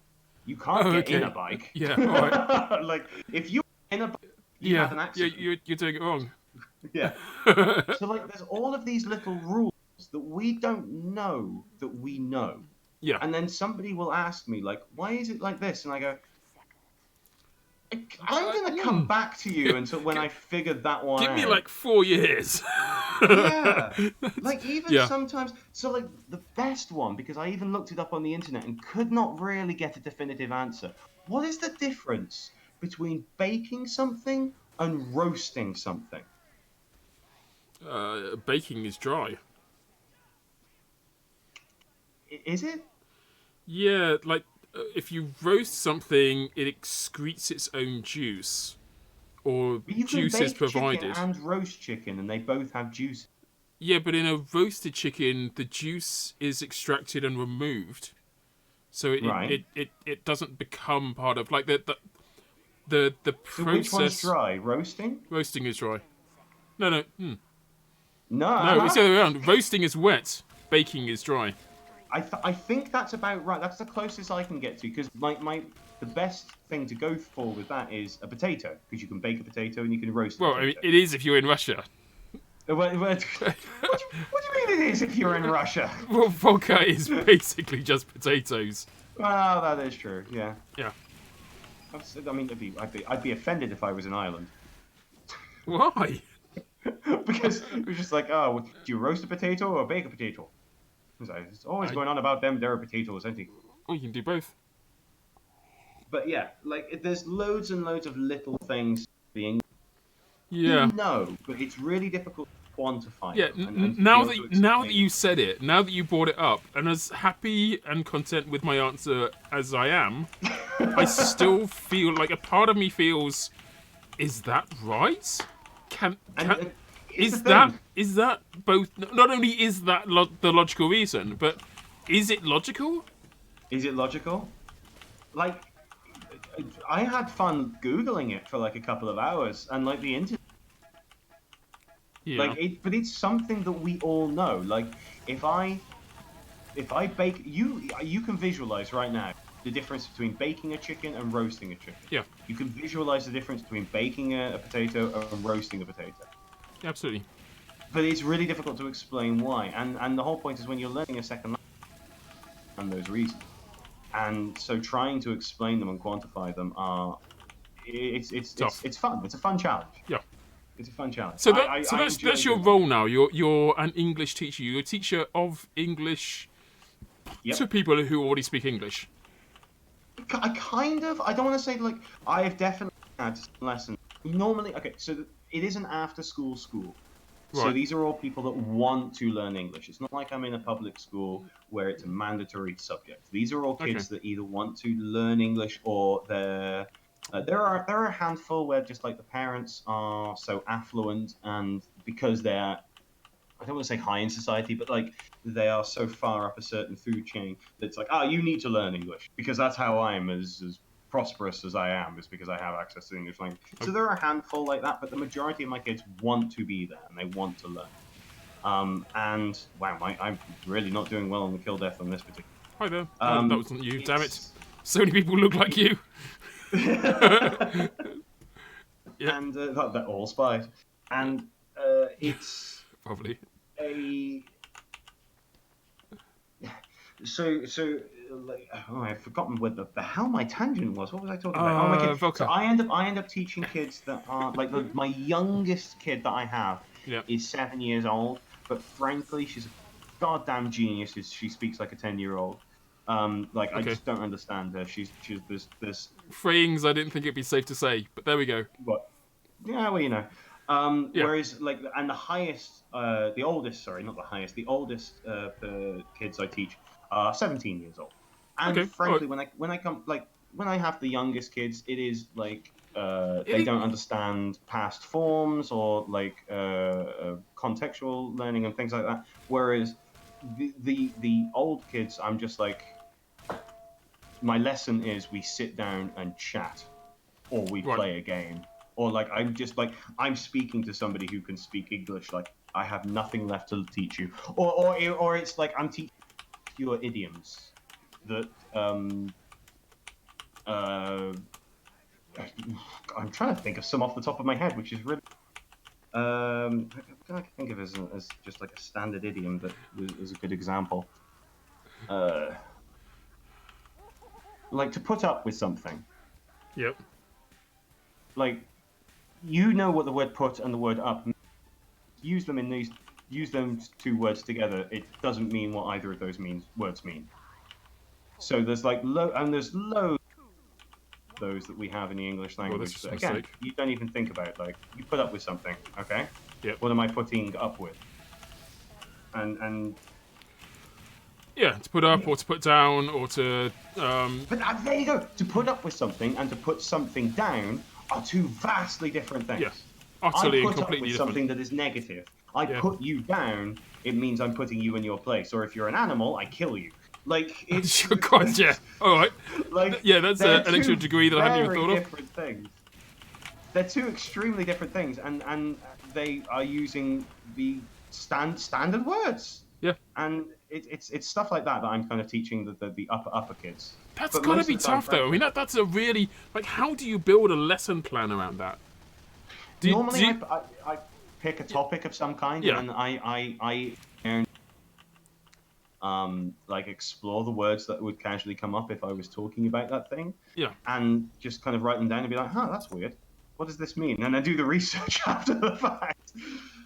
Because I was hired specifically because they had this is the school that I'm at is I won't say the name just in case, but it's a school that's been around for 9 years, as in like this year is their 9th birthday, and sorry, this week is their 9th birthday, and they've had kids that they started teaching when they were very very small, and now they have progressed to the highest level those teachers can get them to.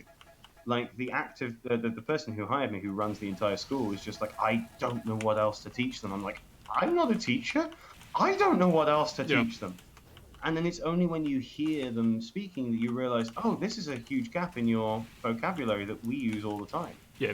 it's not something that appears in your textbooks, and yet it is Yes. incredibly important and Exactly. structurally will make such a difference to Or both there's a being handful of understood words- and... There's a handful of words which they overuse, which you shouldn't. So Right. is my prime example. Okay. They use the word so Like the phrase like so-so. it's going out of style. Like it's how are you today? Are you so. And we can I use mean, it that way. that's But how it's an often do it's you an use it? old word, but used by Uh-huh. like a certain generation, like Gen. I want to say Gen X, but I'm Gen X, so whatever was before Gen X. Boomers? No, Who boomers. else Yeah, is you're right. boomers? Boomers. Yeah, Is it boomers? I guess. maybe. But even still, like, how many times have you heard say that in their I'm life? so. It's something I might have I'm so. seen written somewhere. Like it's something from a book as opposed to being something from a life. Like, I said it and you completely understood what I meant, Yeah. but you would never actively say it yourself. No, I will now, There's- but But there's next a time lot of somebody little asks things how like I that. am, I'm totally going to go with so. So. Like, I'm So-so. alright, I'm okay. I could. Like, there's a whole pile of different. And that's I a simple could murder answer a to- horse. Oh my god. Wow. I think I've could got murder I got a your next 3 years of lesson plans right up here in I my have noggin got right that. now. I'm actually going to have to. I could eat a horse. I could eat a horse. I could Explain that yeah. one to them, and they're like, "Why would you eat a horse?" I'm like, "You eat yeah. pickle, bloody I could pickle a Yeah. horse. pickle a horse." Oh man, could murder a pickled horse. Oh yeah, boy, now I'm hungry. That'll just confuse the hell out of them. But yeah, like there's things like that, or seldom. Seldom does my nutting. What they use seldom. Always, What they frequently always use the word seldom. seldom. But that's They, why would you can't frequently use seldom. of course you can. That's an How oxymoron. often- No, I seldom use seldom. I seldom use seldom is something that I Your mic's You cut know, out there, videos. but I think that's just because you went into a different octave of frustration and anger. I seldom use the word seldom is something that I actively used in one of my videos. Now that we're on quarantine, I'm doing video yeah. lessons. Okay. Instead of being in person, like I'm not doing video. Oh, get I'm me not in, doing, boss. Like, live chats. Get me in. We can have this. We can use this entire conversation. You just expose them to this YouTube channel, and they've got all the English they could ever muster. I mean, I've got at least one student that's probably gonna, Yeah. Sasha, if you're listening, sup. Sup. Sup. Sup, Sasha. They would never use the word sup either. Would they? But, like seldom, like you don't use the word seldom. You're right. They Well, may. rarely. Like, and so there's all these little things. Like, it's grammatically correct to use the word seldom. It's fine. It makes sense to use the word so, but we don't. But they do because guess what? It's in a school textbook. I mean, and what you're every teacher uses it, and so they all teach. That I'm seriously wondering if you've been like indoctrinated into some sort of GIU kind of teaching camp, because what you're effectively trying to do. One of the glorious things about language is that everybody has their own interpretation of it, and Sure. things that make you French or German or Swiss or Swedish or Swish. American Swish. Swish. Like they stay with you regardless of what language you end up speaking, and that's kind of wonderful, and that is a beautiful thing, and the desire to drop your idiosyncrasies and idiocisms in order to adopt those of a different country detract from the beauty of the language that you own and love. But a group of people who would definitely want to drop that from their vocabulary and learn to speak like a native are spies. So Okay, I'm not teaching spies. I mean- Honestly, if you want to be worried about a country, no. It's not necessarily. I'm not. Trust me. None of my kids have got it in them to be spies. I'll tell you that much for free right now. Love them. Or maybe but they're just so good that they fool even you. Either that, or they've next leveled me. Yeah, there we go. And if they have, props to them. Like, get in there, lads. Well, Like, go as you said that, somebody jumped down and killed a heavy in the back. So perfect, absolutely perfect timing. So this is your life now. Your life consists of playing games with kids yeah, in a very productive way. in a productive way. Like, I mean, don't get me wrong. Like when I'm teaching some of the younger, sure, the game Hangman. Like it might be something as simple as that, but guess what? They're learning English language. Learning spelling, how to identify things, and even if we're doing something that has simple steps to it, yeah, I was not getting out of that one. Oh, that was you. Oh, hi, Tempest. Oh yeah, that was me. Love the horn, by the way, mate. Thank you very much, mate. I've been growing it since I was recently. Actually. But it's a completely different change of pace in life. It's thoroughly enjoyable, and it's something I never thought I would do. And now that I'm doing it, I really genuinely don't want to do anything. There are some great people. There are some pains in my ass. Like I'm not going to be pretend it's all roses sunshine and lollipops. Sure, like there are some things. I mean, there's a phrase I seldom use.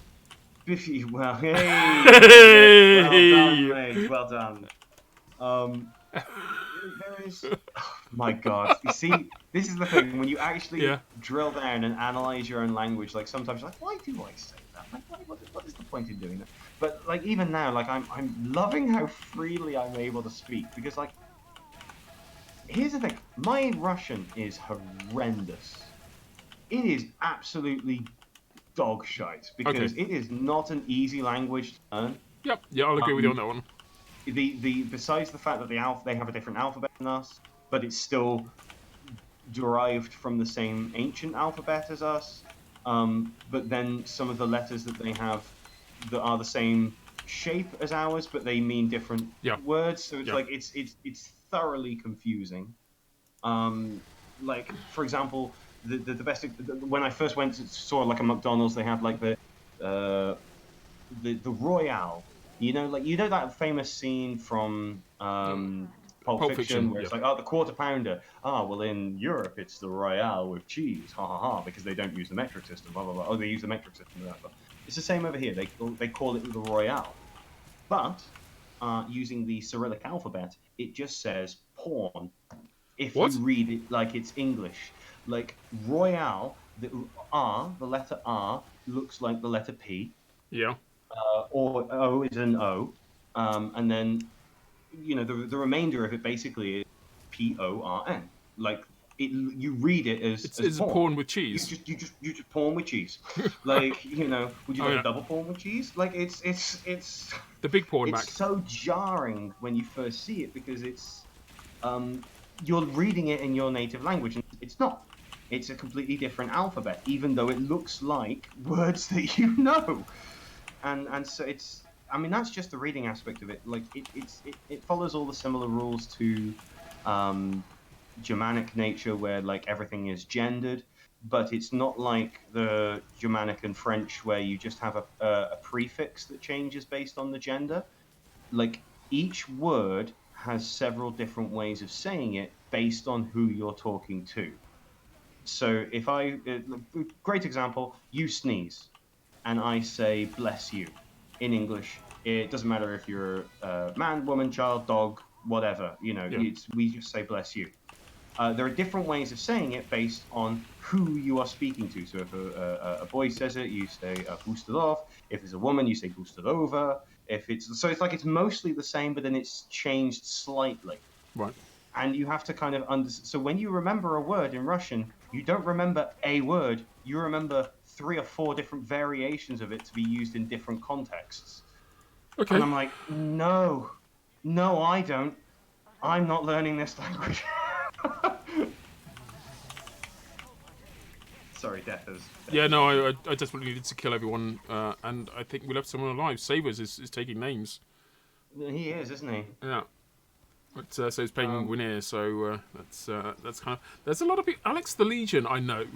Alex the Legion is a name I remember. Yeah. I'm Ravenheart, Misha, obviously. I say Mika, sorry. Mika. I teach a lot of Mishas, so now your name is Misha. If you were Russian, you'd be Misha. Oh, that moment when you wait on a teleporter and then the other end gets destroyed. Yeah, you wait, it's your turn. It's finally your turn. It's Dead. finally there, and then kaboom. Gone. On the other hand, oh, it's you. Oh, hello, Tempest. Yeah, Yeah, I should have known you were about to cap then. Save us. Go on, save us. Save us. Save Oh, he did. us. Did. Good boy. Won the show. Nice played. Nice played. I'm almost out of beer. It's ridiculous. I've gone I through know, 4 cans. my cup runneth dry, they say. I think I might have to start on the vodka soon. I bought 2 bottles of vodka back from. This is the story that I started like 4 hours ago. I bought 2 bottles of vodka back, and they were a brands that we had tried while we were there. Okay. So in fact, I should probably go and find them because if I am going to start on them, then I should really start on them and make a good headway into it. One of them was just ordinary vodka, although it was good quality. It was still just ordinary vodka. The other one was a special vodka that I think had bits of gold in it or something. I may even know exactly. Yeah, you reckon? But the gold one was significantly smaller. Like it was a presentation one. It wasn't. It wouldn't have tasted any better. It was just It's a very ornate looking bottle. It's almost like gift and affluent. All right, okay. Talk amongst yourselves, and I'll go and grab my vodka.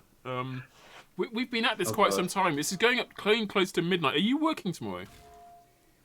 No, Sunday. I'm not working tomorrow. I've been working today. But I've lost days. I know. Tell me about it. I haven't. Okay. When I come back, we'll talk, if it's okay with you, a little bit about what it's like being in lockdown in Russia. Okay, that's fine by me. Right. Also, when you come back, so if I keep talking among you while you're gone, because I also, quite frankly, would very much like to use the little bear's room. The little bear's room. All right, I'm you in should do Russia now, that. it's a little bear's room. You should do that. Okay, I'm going to rush out into the darkness and get killed by random strangers. So, as soon as I die, that's it. I'm dead. I'll be back in 2 seconds.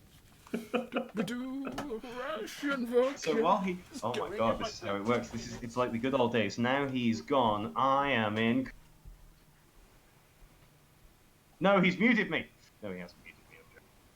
I'm going to point it. Thank you very much for everybody who's come along. Like I mean, I'm not working tomorrow. I don't know how much longer I'm going to be going on for because I do have people in the other room. But like, man, this has been an enjoyable experience to come back and reminisce, see friends that I haven't seen for a long time. So, like, thank you very, very much. Annoyingly, I was see the chat roll by on an iPad that I have next to me, but it's just not having any of it, so I can't see any of the things that you're saying. I will watch this back again just specifically so I can read the chat and all the people. So if I don't say anything nice about you now, please don't take it personally. I didn't know that you were here. But man, it's been good times. Oh, thank you. Thank you, Mike. Mika? I can't remember the correct way of saying it because I now have Russian Mishas. I want to call you Misha. I don't want to call you Misha, but like, I don't actively do. Spy, I've got them. Oi, oi, oi. All right. So I was covering to you by covering for you. Right. By just laying my heart bare. You're going to have to cover for me right now, otherwise there's going to... Yeah, okay, so how long do you need? How much coverage do you need? It shouldn't be more than, I don't know, so much in.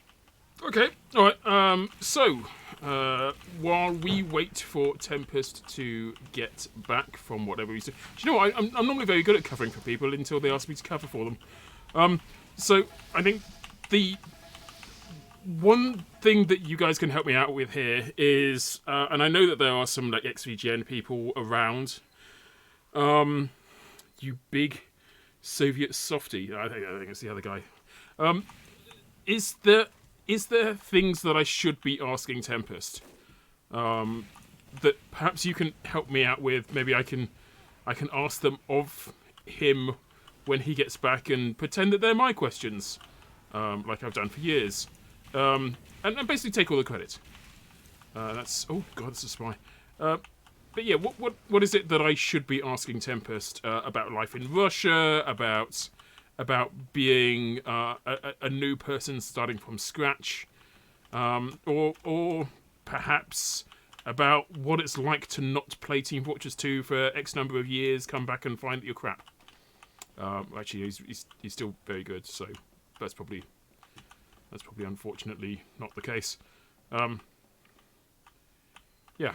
So I mean, from my perspective, not having seen him at all for a couple of years, and then asking him, literally the only way I could get hold of him was to sort of ping him on Facebook, which I know from speaking to other Russian friends is not something that is well utilized outside of or inside Russia. They have a thing called Yandex, which is like the Yandex is the equivalent of Google and Facebook and everything rolled into one. And so that's basically the social solution that's utilised. So getting hold of him was tough, but he seems to be like at least British enough that that Facebook is a viable solution out there in the world, and it doesn't seem to have been blocked by the Great Firewall of Russia. So that's pleasing. I'm very confused. What? Nothing. Don't you be nothing in me, young man. Yeah, I'm trying to think what. I mean, we did say that we were going to be talking about the experience of COVID, which is something that we're all living with, regardless of where you are in the world. Yeah. What was Russia's response to COVID? When did you guys go into hiding? Have you gone into lockdown? Like, what does lockdown mean for the Russian population? So this is actually super interesting. I find each country's response to be very intriguing. So, step one, Russia closed the land borders to China immediately. Right. Like before, most people were talking about like this might be a pandemic. Like before the word pandemic even came into anybody's mind, we closed because Russia has a physical land border. The largest land border in the world is Russia and China. That was closed immediately. But at the exact same time, it's impossible to stop somebody walking across that border. Okay. Like, it's just so big and so vast. What are we talking about here? We're talking January, February, December? Like early February, maybe late January, something like that. Oh, shit, okay, all right, fair enough. But I personally have been in lockdown since... Wait, hang on, so we're in April, May... So about halfway through March was when the lockdown started for myself. Nostrovia? Say again? Is it Nostrovia? Is the cheers? What's Russian for cheers? Oh. So let me just pour my alcohol. Okay. Oh. By the way, the vodka I'm drinking, I don't know how to pronounce this, but it looks like a B, and then an E. A B is a B, luckily, yes. Right, and then an E, and then an A. E is... Right. A little A or a big A? It's all in capital letters, so I don't know whether or not so there's B and then big E, and then the big A just doesn't have the crossbar on it. Okay, I tell you what. How would you pronounce it if it was the English alphabet? Bear. You're drinking bear vodka. Yeah. It's bear and then Bepeska. So BAAR, except that the middle A or the first A has no line under it. I'll be honest. And the R at the end is a backwards R. Yeah, there's a backwards R. There's the A without a line through. Very confusing. Yeah, I'm going to be frank. I'm not sure if I am familiar with that particular one, but at the same time, like, here's the thing that I find interesting. Every man, apart from men that I work with at school, every man has introduced themselves to me, has done so with 2 shots of vodka. Yep. Okay. Like, legitimately. When I first met my girlfriend's father, it was around Christmas time, because I came over first, 2018. So, like, I arrived, and it's like, Happy New Year! And so we were having a New Year party because due to the difference between the Gregorian and the Julian calendar, all of the religious holidays are 2 weeks later here. So Christmas comes after New Year. So Okay. nobody gives a crap about Christmas because all of the celebrating happens on New Year. All of we consider to be Christmas things, Santa Claus, presents under the tree, carol singing, this, that, and the other. All of that happens on New Year's night, and Christmas is like this little afterthought where we go, we can have another party. Whereas, like for British people or Westerners in general, it's the opposite way around. Like New Year is this nice little party that we get to have afterwards, but Christmas is the main focus. Whereas over here, it's the opposite way around. Yeah, okay, all right. Okay. So I arrived basically I got basically. It's like I was in England. Right, so you were utterly destroyed. Wankered. Absolutely broken. I don't know if you can see the stream, by the way, and I've sent this same photo to you over Facebook, so maybe if you got it on your phone, but that's the vodka that I'm currently drinking. Oh! This is absolutely worth investigating. It actually has, like, now that I think about it, since I bought it at the hotel. Exactly the stuff. Yes, I bought it at the airport, so it has like an English translation in here, and I probably should have read that. Because that surely would have made it significantly easier. This one doesn't have the English translation. It's only the fancy one that has the English translation. The gold one with the gold fleck in? Yeah. Absolutely wonderful. There are different variations of this with a hint, like super subtle hints, but like because of the nature of this particular vodka, you can taste it. God, of like either a cranberry version, like not the traditional kind of flavors that you would imagine with flavored vodka. Oh, it's apple, or strawberry. Yeah. Like they're much more like off the wall. Okay, I've been doing. Aggro, I need help. Before we can continue this conversation, I am in spectator mode.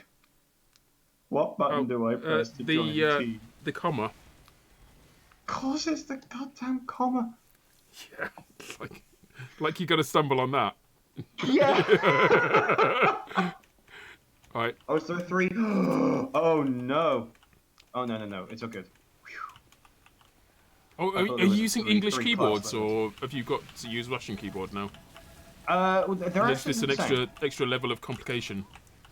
So I've got ya. Yeah, you did finally. Well done. I have. So I bought a laptop while I was over here because it makes more. First of all, it's Nostrovia.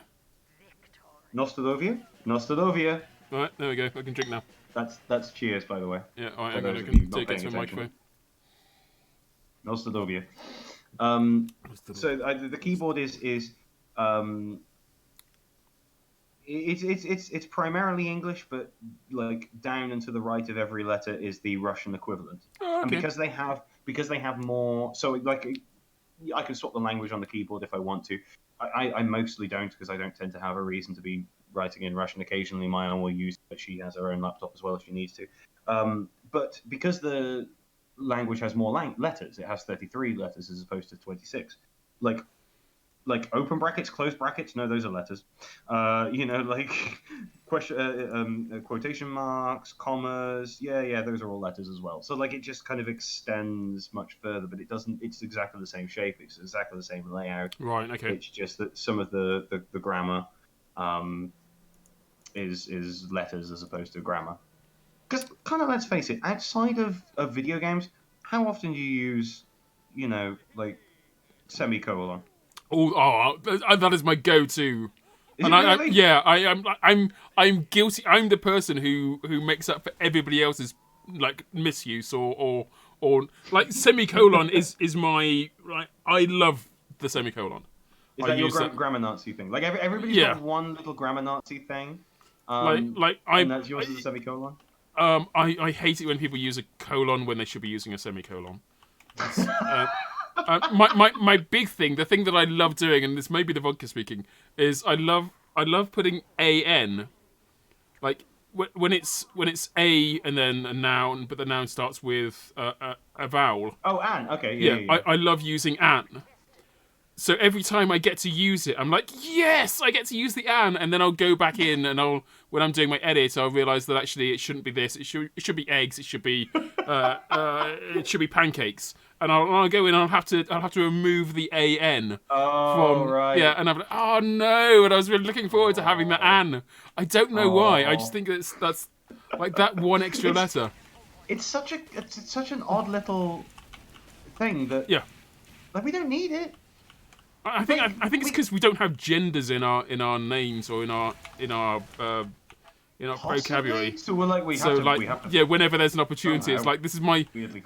is my gender alphabet is to use the an. It's all I really wanted. My two front teeth and an n. I An an. guess. An an. An I mean, an. it's a super simple rule for us because it's just like, oh, if it's a vowel, it's a vowel. But like, Yeah. it's more than that. Like, you don't even think about whether or not you use an before you say it. You don't like write a and then go, wait, is this a vowel? Yes, it is. Like, the word itself inherently sounds like an word to you. Even if it's a word that you've never used before. And that's the kind of stuff that I'm trying to drill into them, into my kids, and it's super hard. Like, unless you just expose them to English 24/7, because that's how we do it. Like, Yeah. you like, I remember when I was starting out, because like I didn't really have a clue what I was doing. Frankly, I had super imposter syndrome. Like, I was like, I'm gonna get found out.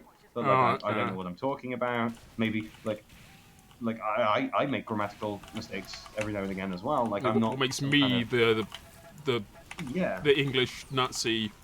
God, that sounds like a terrible thing to say. I was never the English Nazi. Boy. Way, it's gone to a dark place. Particularly a grammar Nazi. Like, if people made mistakes, I'm like, yeah, I understand what they mean. I do mean they made a mistake, but Thanks you know, I get where they were coming from. Like, I never really pulled people up on their mistakes. Whereas now that's what I get paid to do. So hey. So I've just had Byte in chat say he's going to be exclusively using colons in chat whenever we talk. You bastard. Awesome. Yeah, no, so, I mean, like, the life that you've forged for yourself at the moment is a good one. It is. It really is. You're valued in the work that you're doing. And it's fun. Like, it's super fun. Like, we do events all the time. So like, I work Monday to Friday. The only real downside is that I work in the evening. Maya works. Maya's my lady friend. Maya works in the daytime because she's a public school teacher, and I'm a private school teacher. So the private schools are obviously going to happen after the public schools. Okay. So like, that's the only real downside, is that during the week we don't get as much time together as we would love to. Yep. But I mean, now that's not a thing because, you know, quarantine. Oh, that was the question. Quarantine. So.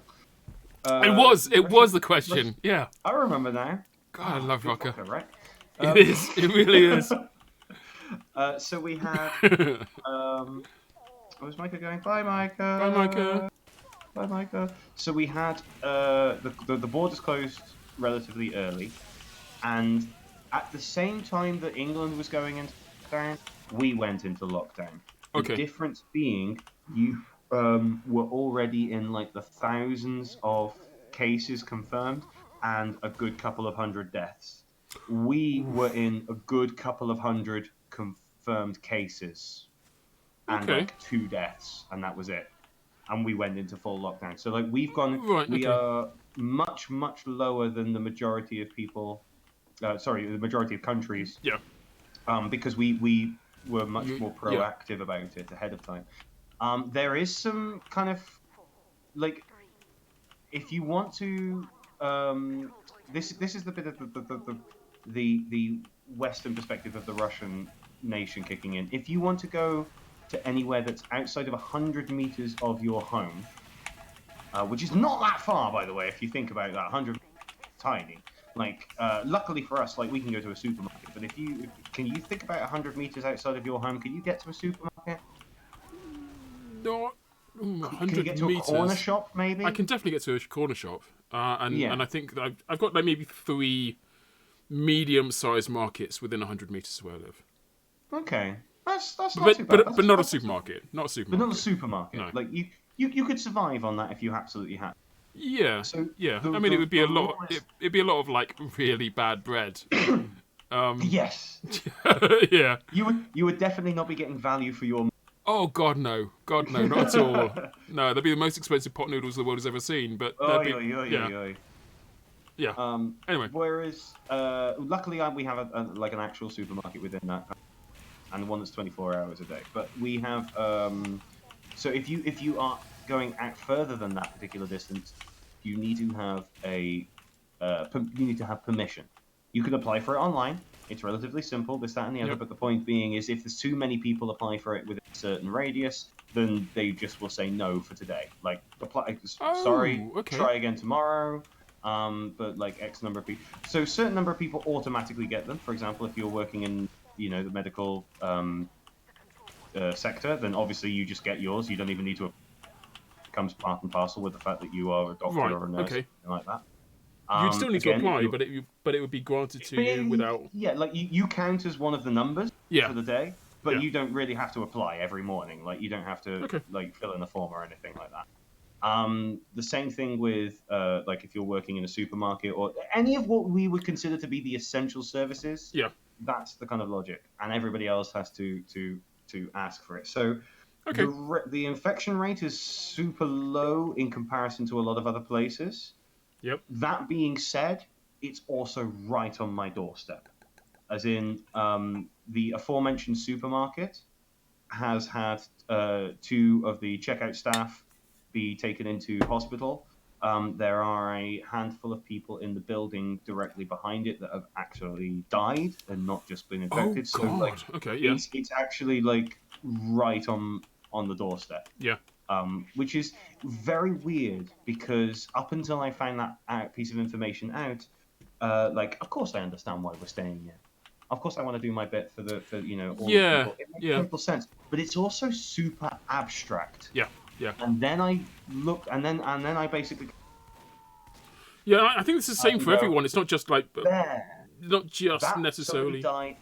There, I can Yeah. see where like that suddenly becomes not abstract. That's very real. Yeah, here's somebody I had, not necessarily I personally had an exchange with at some stage, but that's like, this is the job that they had. I've interacted with a person in that particular role, Yeah. literally, as you Yes. say, who was sat in this one seat. This is the seat of a person who has died very recently of a thing that anyone can have, and if I had been in that place at that time, I would almost certainly I have it could have too. been that same person. Yeah. Yes, Yeah. exactly. And it puts a It's different like perspective. it's like the opposite effect of. And by the way, I'm hearing dings of people doing awesome things, and I don't know what they are. So at some stage in my life, I might figure it out what it is. As in people subscribing? Yeah, they're they're either subscribing on Twitch or they're subscribing on YouTube. It's the same ding. Can you yeah. subscribe on Twitch They if can you're not subscribe. streaming? Yeah, they can subscribe at any time on Twitch. Oh, okay, fair enough. Ding away, ladies and gentlemen. Ding away. Thank you very much for the ding permission. I give you my ding. Ding permission. You may proceed. May the dingingments commence. Ding It was away. people subbing. I'm just popping in to let you know. Oh, thank you. Are they subbing on Twitch or on YouTube? Oh, really? Does that pop up with a thing then? It pops up on screen, yeah. It does. Okay, let me watch this stream. I Okay. thought pop in. All right. Cheers, mate. Thanks, mate. Bye-bye. Semicolon. Also colon. Yeah. Also, by the way, the you just used coloning. one of my favorite expressions that confuses the crap out of people. What, I ding? just thought I would pop in. Oh, okay. I just thought I'd pop in. I'm just going to pop to the shop. I'm just going to pop to the loo. I'm pop. just going to pop over here, pop over there. To be fair, it's a northern thing. Pop is. It's a northern thing. It's Yeah. also a very specifically British northern thing. Like, even Americans are like, what do you mean you are popping? Okay. What are you popping? Do you have bubble wrap? Like, If so, may I have some too? may I have some too? Yeah. Share the wrap, please. Ah, no. Oh, that's a very shiny aggro. Bye bye. Hello, hello, hello. I must kill you. There you are. No. Literally, Uber popped in that instance when he came around the corner, and I hadn't been. Oh no. I had not been healed up to that point, so that was awesome. Thank you very much, Handy. Anyway, so popping is uniquely English. That's super English.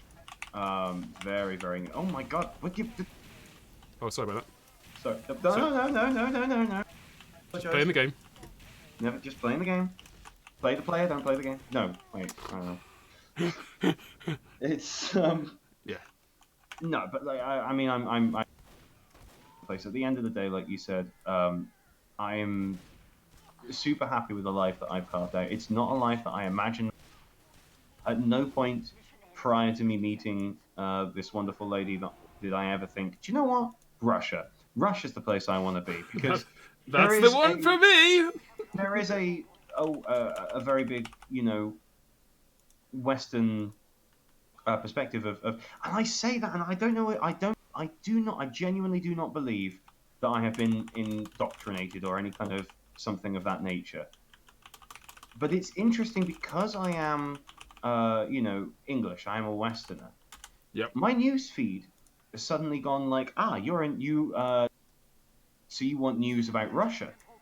And what ends up happening is I end up getting pushed news about Russia, but I get pushed news about Russia from Western media. Yep. And I don't know. I mean, maybe I am biased. I would doctrine, but there is a certain amount of bias that I'm able to perceive. Like a prime example, that's using the quarantine as a thing. There was a BBC News because my mum phoned me up in tears, saying, "I know." Saying like, "Oh, we just saw on the news that there is, there are queues of ambulances that are waiting 9 hours to get to the hospital because there are so many people that are infected." In Russia? In Russia, in Moscow, where you really? are. Oh Okay. my God, Yeah. Oh my God, this is horrendous. And then we looked it up, and the picture in question was a picture of, yes, absolutely, there was a queue of ambulances. Yes, this was to do with quarantine, with COVID. These were a queue of ambulances that were being disinfected. Right. Okay. Yeah. There's a 9 hour. So there is a story there. Yeah, there is a story. It is legit in as much as it's reporting the right what is going on, the right subject, but the wrong information. Title? Yeah. And again, like this does have the potential to lean into. Was this like News of the World politics. or something? Because I'm going to say that there's a lot of crappy news papers out there. Yeah. Like I don't want to go too much into it because it lean into politics and things of that nature, and that's not what we're here to discuss. But it is, it's odd being on this side of the fence. No, the wall. Let's be honest, it was a wall. I mean, it was actively a wall. Being on this side of the wall, it's interesting to see the different perspectives on things that I'm able to see either firsthand or whatnot. But I mean, at the exact same time, I've been told by many of my colleagues that the Channel 1 over here is basically propaganda. Oh, okay, yeah, sure. All right. Like, Channel 1 on the TV is in, like, what was effectively BBC 1, because they're all, BBC 1 is owned by the government, just like our Channel 1 is owned by the government. Yeah, not so much. Right. But anyway, yeah, going back to it, like, I'm loving the life that I've crafted here. It's not what I expected it to be, but it is exactly what I want it to be. And as I said at one point earlier on, I do not expect this as my final resting place. Now that I've seen that the idea of,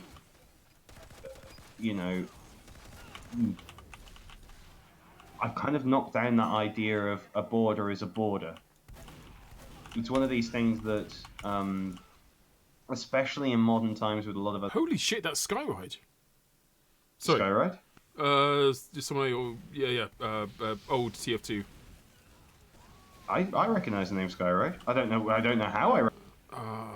Vanilla TF2, Vanilla TV. Oh, holy crap, that's Skyride. Yeah, okay, carry on. That's a term. We're going full on nostalgia tonight. This is everybody who's ever been. I've seen more lo-fi long waves in action today than I've ever seen before. This is old school. Man. I'm super grateful for this, by the way. Like, for cool, all of the names that have come out of the woodwork, like, I'm borderline honored. No, sod it, I am. Like,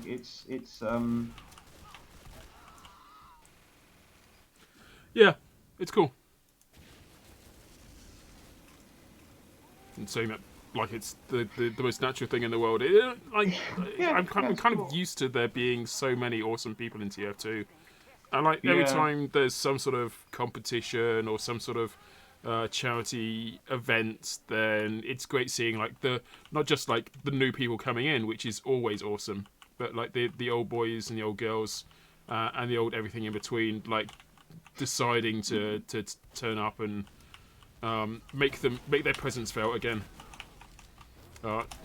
Like it is such a wonderful part of like this particular community that they as time goes on, nobody ever leaves TF2. They just take longer and longer breaks. They take longer and longer breaks. Yeah, I'm not gonna lie. I had TF2 uninstalled for the longest time. As for the aforementioned things, I'm not gonna uninstall it after this. I mean, I don't get me wrong. I'm also probably not gonna be playing anyway Yeah. before, but I'm certainly not going to just be like, okay, and that was the last ever game. Off it goes. Like, no, like sail it into the night or anything like that. Like it's I think this might end up being a permanent fixture. I'm staggered how much this is all feeling like second nature to play as well. Like, obviously when you're playing you are thinking, which, you know, especially at the competitive level, because you know once you get to a certain level, you're not playing the game, you're playing the player, blah blah blah blah. But like this, I'm surprised at how much of this is coming back as second nature. Like rocket jumping. Like, do you remember? Like, some people never get the hang of rocket jumping. Me. You have to hold here and crouch here and and like I was expecting that I was going to end up doing that again, because it's been, like I said, like 4 odd years. Like I haven't really even played, like, I don't tend to play as many first person shooters nowadays, frankly. Like I dabbled in Overwatch for a while because, you know, the game that shall be named.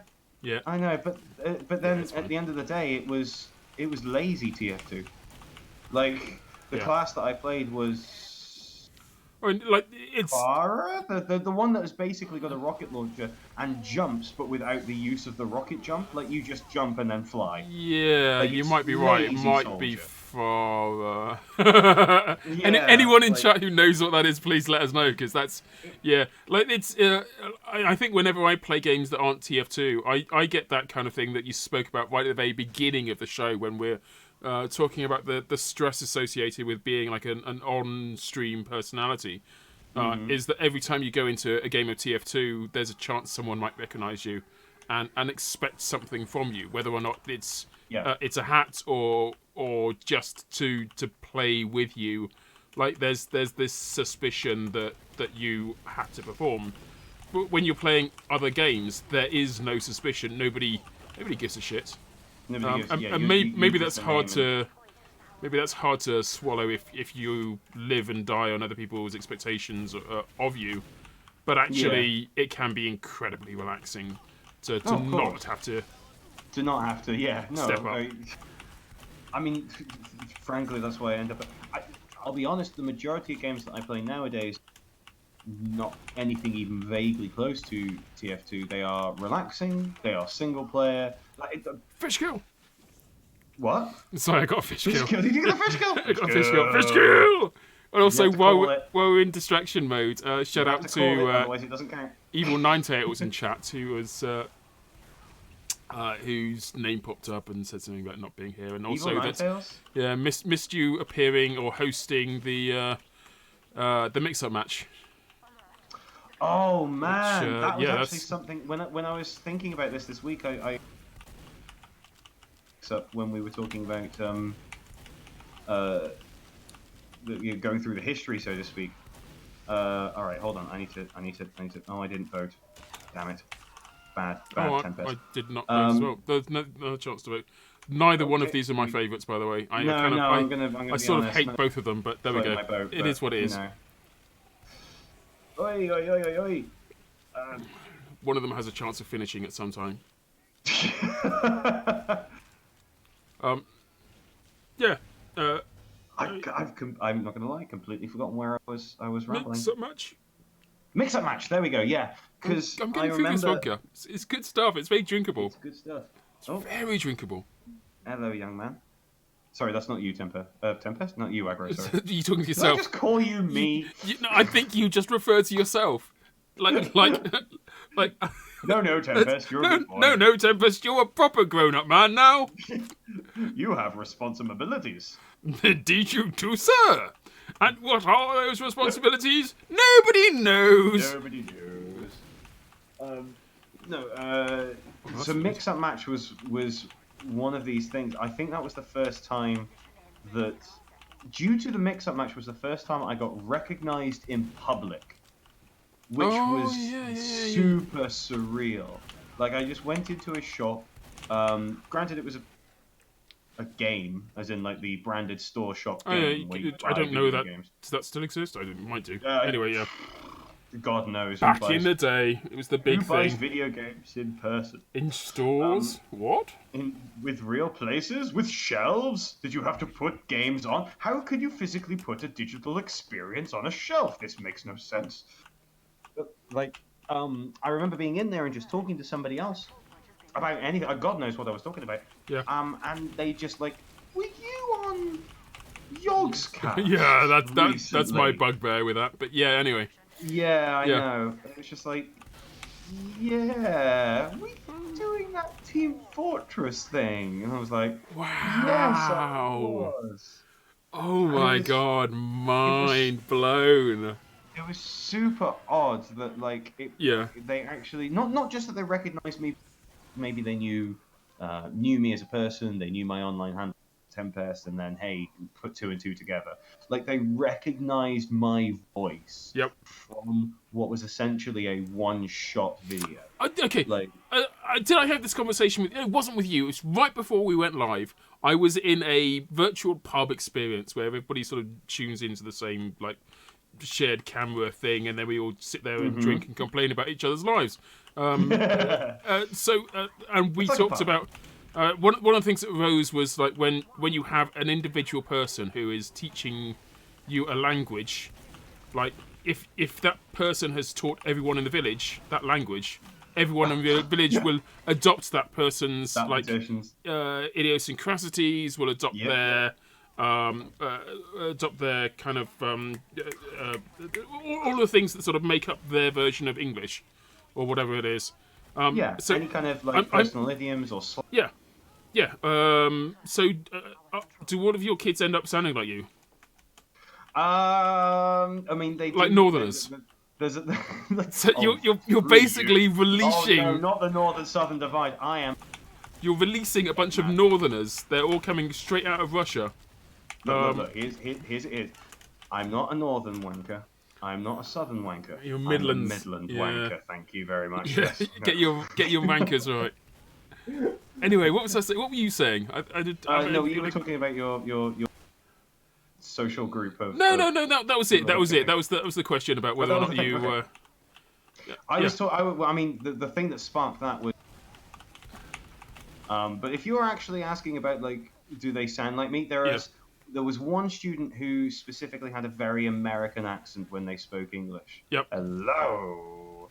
And when they had me as their teacher, their mother rather, actually actively complained to the school, being like, I don't want an English teacher. It was like, hang on, you're learning English, you're going to have an English teacher. So like, no, I don't want one.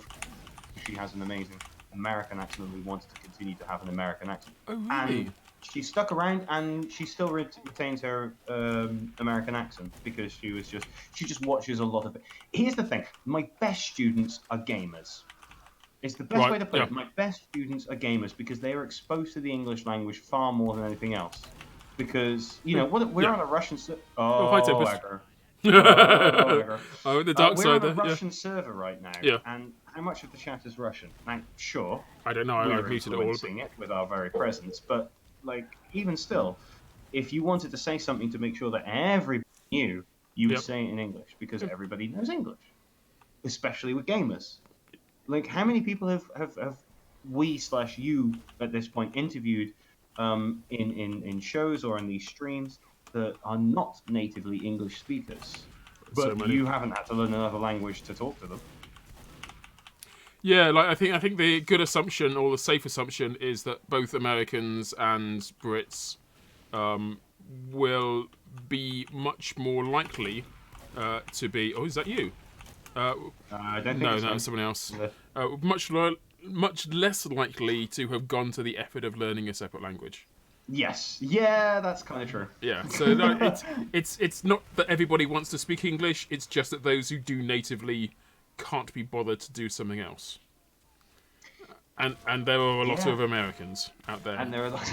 So I think English has become. I mean, certainly in some companies that I've worked for, English was the de facto language, despite there being a large proportion of the people in a meeting not being English.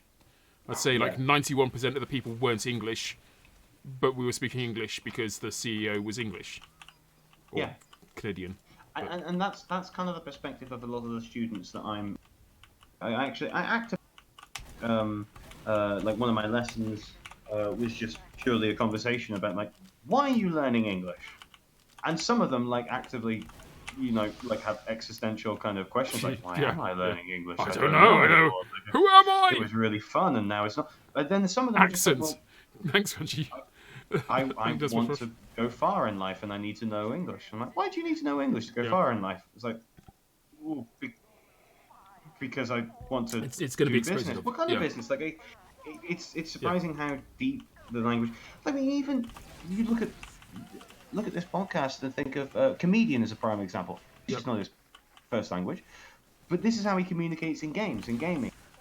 So it spreads everywhere. Like English the people who I work with most at Critscast are Wiethoofd, to a certain degree, Mia and Lasse, with all of our casters, all of our content producers, all of our artists, like everybody. And they're all on the continent, but they're all speaking English. I'd say like maybe 10% of us are English, or have English as a first language. The others are all over the shop, but they'll all come back to English. So yeah, I guess part of that is that I'm too lazy to learn anything other than English. So I don't think that's true. I think it's we see too lazy because why do we need to? If everybody else is already learning, if everybody else has made the effort for us to learn another language. Like for example, like now I'm in Russia. I have gone. I mean, like my Russian is horrendous. Like я не понимаю очень немного по-русски. See, I even said Russian when I said по-русски. Like I know very very little Russian. I do not have enough to hold a conversation. I have enough to, like, if I get lost, I can find out where I'm going. Right. I know I can ask for food, but I can't. The main things, asking for food and vodka. Like, I can get home and I can get fed. Done. Like, that's all I need. Yep. Like, that's kind of it. Like, because when I'm at home, I speak English. My girlfriend speaks English. And in fact, I even said, like, I try learning more English. She's like, no, I want you to learn. No, I want you to speak English because it helps her with her job as well. I'm like, all right, sweet, cool. Right, okay. I go to work. What do? I speak English all the time. And then the commute is on the, metro. I was going to say, presumably you don't drive. I mean, that's a fairly... Oh, God, no. Oh, God, no. I would never drive over here. Really? Why? Oh, it's fucking horrendous. Like, the actual motorway that goes around, like, the equivalent of the M25. Yep. The equivalent of the M25 is like a 7-lane monstrosity that has no lanes painted on the road. Like, it's foul. It's absolutely horrendous. And nobody has any kind of, like, indicators aren't a thing. Like, they're on the cars, but nobody knows where to use the damn things. Like, I'm terrified anytime I'm on the road. It's genuinely scary. Like, everyone's an aggressive driver. I suppose, actually, there's something that I didn't mention about, that I actually always like to tell people about Russia that I didn't mention, which is the weather. Because I'm British, I have to talk about the weather. It's obligatory. Like, because everybody perceives Russia as being... Oh no! I just got killed by Tempest again. Was that you? It was me. You trying to off filthy class filthy to knock you into a false sense of insecurity. So, when you came over, when did you come to Russia? In the I came as soon summer? as you went on holiday. Oh, yes, of course you did. Yeah. I sent the message out to Tempest. Those who don't get this joke, who, to be frank, everybody. But I sent a Everybody, message that's out basically me and you, to and that's it. Tempest saying, "Hey, I'm going to be in Yeah, I Moscow. know. I'm going to be in this other place in the world that you've never had any reason. Nobody has ever had any reason to visit, and suddenly I'm going to be in your hometown. Do you fancy coming out for a pint?" And you're like, "Yeah, I'm not going to be. I'm that's when I'm on holiday. I leave Moscow then." It's like, Yeah. oopsie. Sorry. So I didn't take that And, personally. No, Yeah. it legit was not. I don't know. It was July, I think. I think it was in July, so it was in summer. Yeah. But this was actually quite a cold summer. This one. It rained. Yeah, it rained a few times. It was raining. Yeah, there was a lot of rain. But so Russia tends to have, or at least Moscow. So Moscow is the same latitude as London. Right. Is it latitude or longitude? I can never remember which one. It's the same distance away from the equator. By the way, this is turning into a very long stream for anyone who was hoping to get an early night. But If yeah, you wanna- carry if on. you want to, if you want us to say no at any point, don't worry. No, I would never say no to you, Tempest. I could have this thank stream until 4 a.m. Next Sunday afternoon, and I'd still be happy. So yeah, I may 4 not. a.m. in the afternoon. Yeah. Anyway, carry on. But Russia is super cold, as everybody knows it, right? Yeah, in the winter it is, but it's the same latitude as. Is it longitude? Okay, the chat room is telling me it's longitude. It's the same longitude, Okay. but as London. So why is it so much colder? It's because in the winter, England and the Mediterranean, for that matter, get the Gulf Stream, and the Gulf Stream warms it up slightly. If the Gulf Stream wasn't there, that little, for anybody who doesn't know, the Gulf Stream is like that little pocket of It's the air that comes in warm from the Gulf. water and air that comes from the Gulf of Mexico, There and we it go. just warms us up enough. If that wasn't there, England would be as cold as all your stereotypical Russian perspectives during the winter. Yep. But during the summer, all of England would be like Leeds. oh, what a horrible concept. Oh, I don't know. I think I've lived in Leeds for about 2 years. So yeah, carry on. Oh, you poor soul. It's a lovely place. Lovely place. I lived in Bradford for about 3, so and Bradford is a suburb of Leeds, let's be honest. So, Okay, fair enough. I think it's a suburb. Look, if you can drive from one city to another city and not see a field, it's the same fucking city. Fair play. But during the summer, so the winter is way more harsher in Russia. Yeah, everybody kind of knows that, but that's because the Gulf Stream is in England.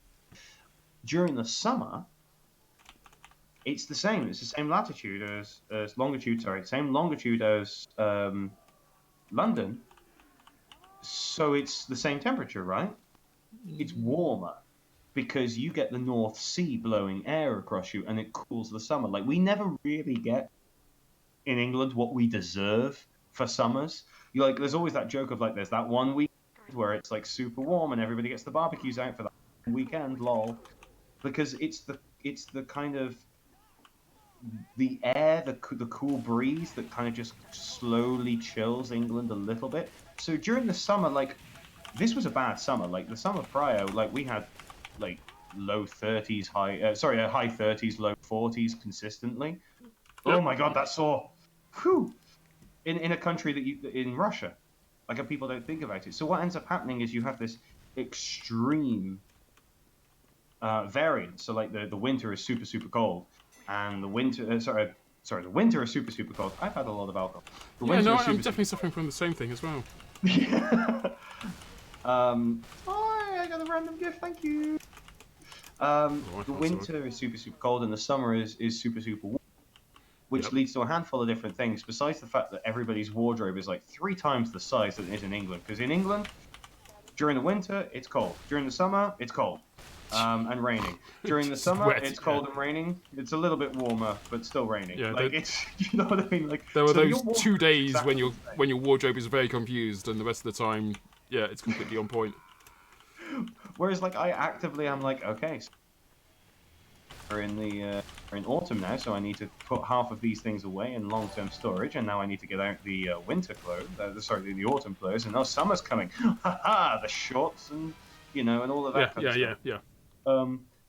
But it also means that the roads get ripped up like nobody's business because it goes from extreme heat to extreme cold to extreme heat to extreme cold, Yep. and potholes appear like nobody's problem. Like they just happen all over the place. So there is this logic. There's this meme, even if it's like a social meme, that in England, if you're sober, you drive in a straight line, and if you're drunk, you swerve around all over the place. Yeah, to avoid the potholes. I tell you what, in Russia, when you're sober, you swerve around to avoid the potholes. Drunk, drive in a straight line. Right. It's the opposite way around to how we do it.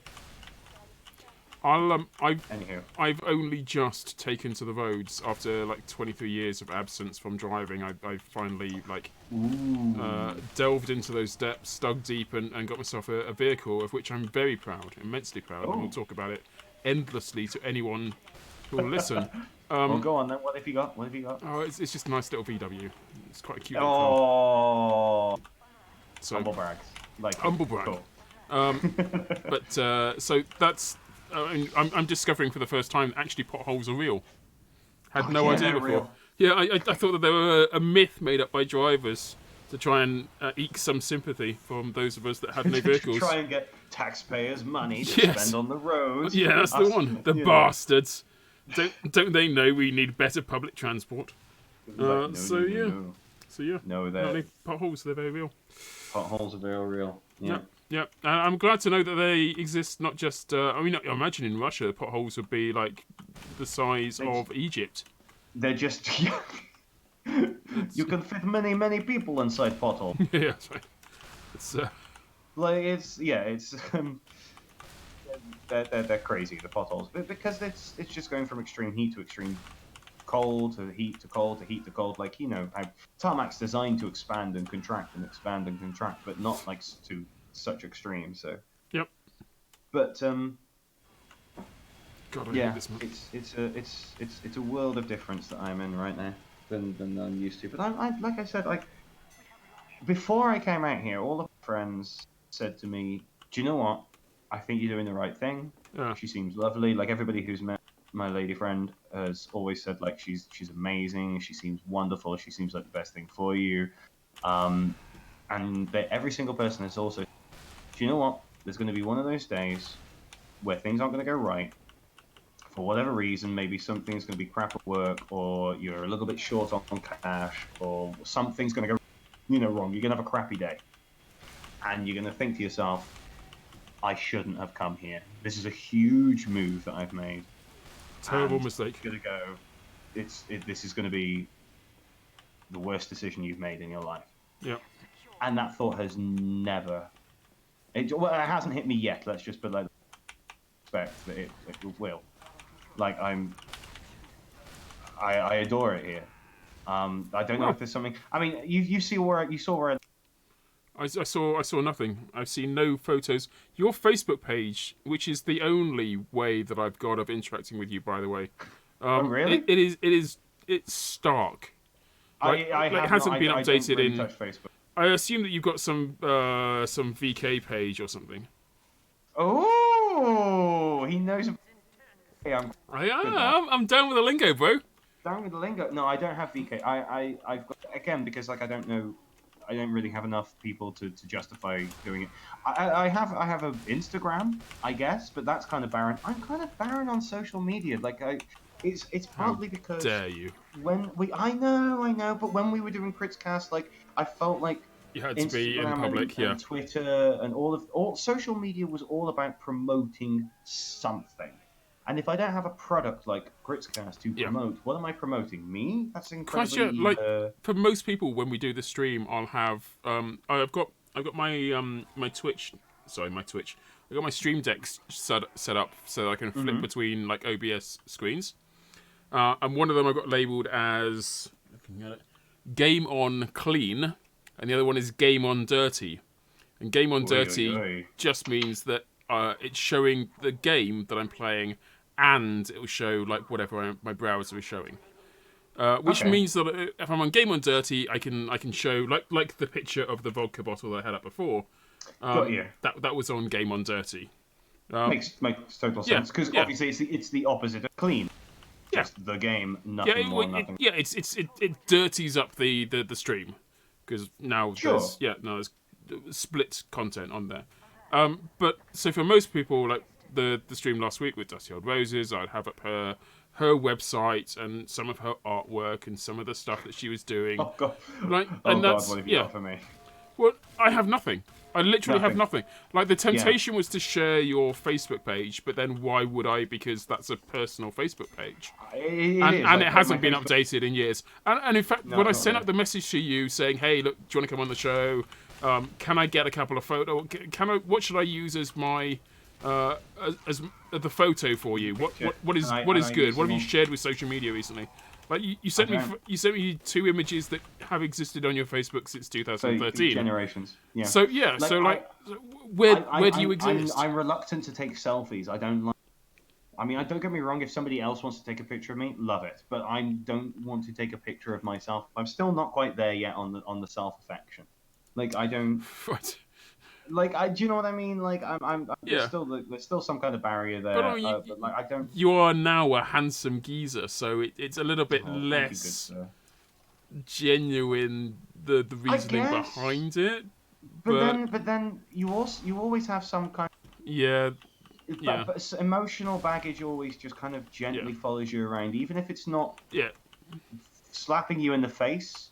It's still kind of it's still kind of lingering around, and that is kind of one of those that like I just. It's not called baggage because it's a tight fit. Exactly. It's called baggage because it lingers, just kind of lingers flops around, yeah. and drags around, and yeah. Yeah, it's a bit shitty. And I'm just not that like. So I do have an Instagram. If you if you want to have a look at me, I think it is John Phillips 1985, which is it's more about me, less about Tempest.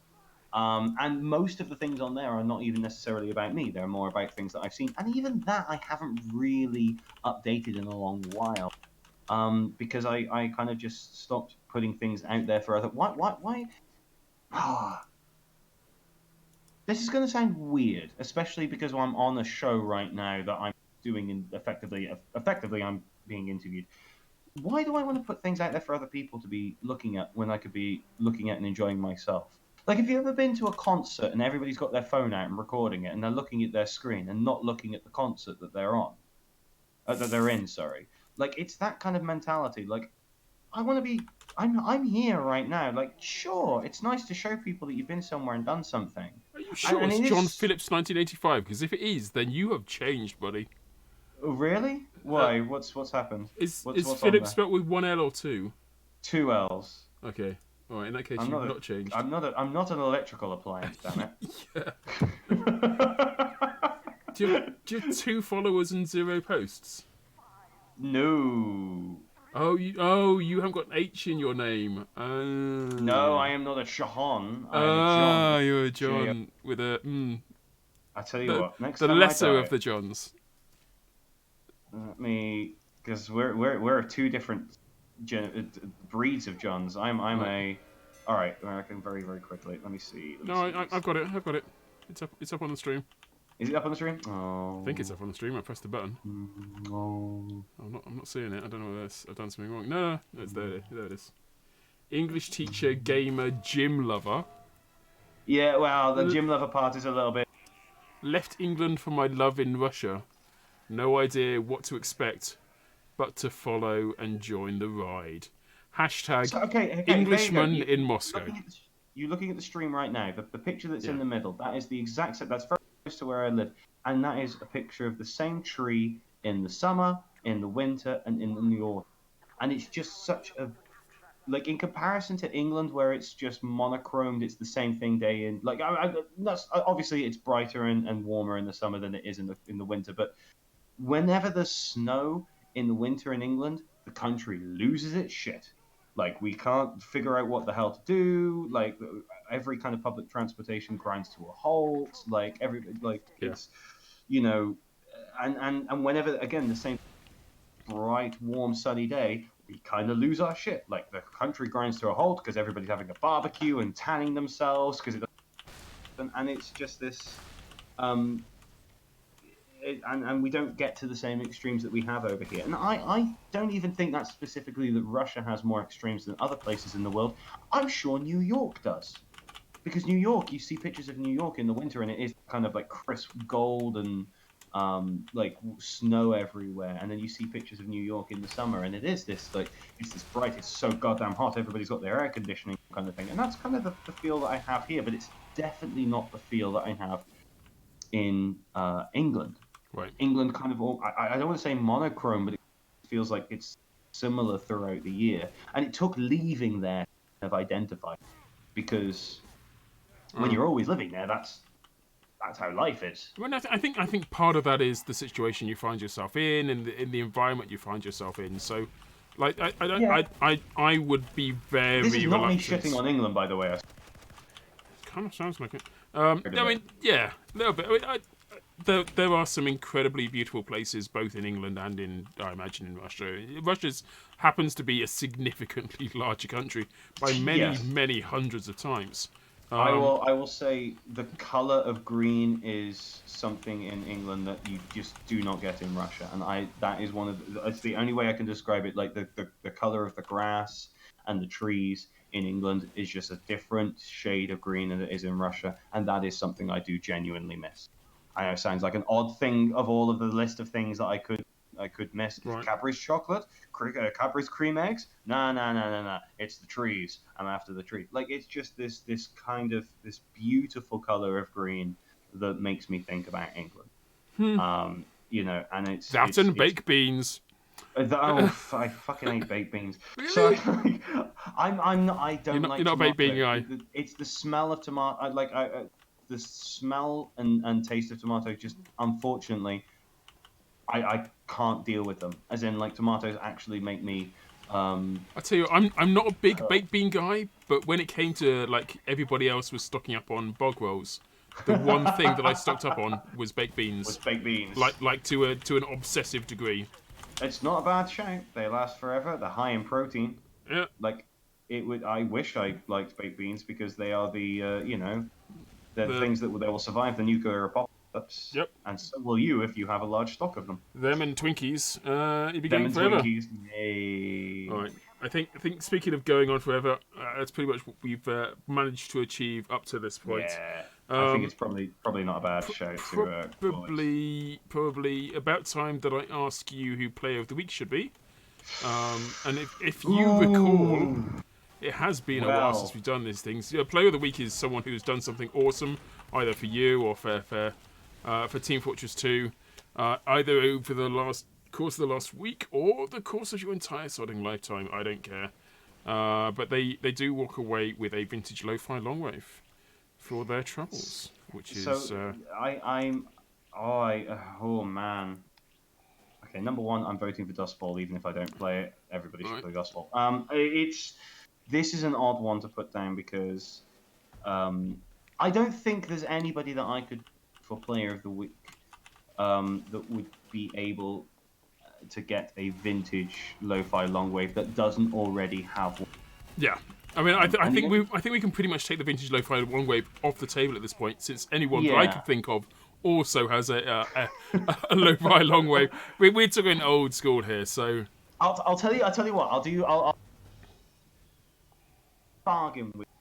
If I pick somebody for Player of the Week that already clearly has a lo-fi longwave in any way, shape, or form, could I potentially request that you pass a lo-fi? If I can find out their username, which may not be instant, it may take a while to find out the username of my student that is obsessed with TF2, can I potentially throw them a lo-fi longwave with your blessing? Yeah, I mean, I don't see any reason why I should stop. No, that's fine. I'm fine with that. I'm absolutely fine with that. Thank you. Like I said, it certainly will not happen instantly. It may take its time.